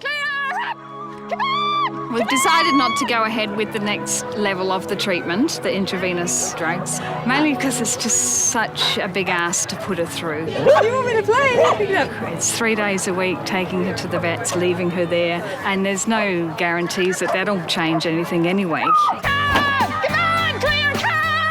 The medication hasn't cured Cleo of cryptococcus, but for now the disease is under control. Definitely happy with the decision. She's looking fantastic, so it's, pretty much all we can hope for. Come on, we're going to do it all again. I'm just so happy that Cleo's back in the flyball ring, doing what she loves. I don't know what the future holds, but what really matters is that right now, Cleo is happy. And that's all that counts. Yeah, clever little girl. Hey, good girl. Thank you.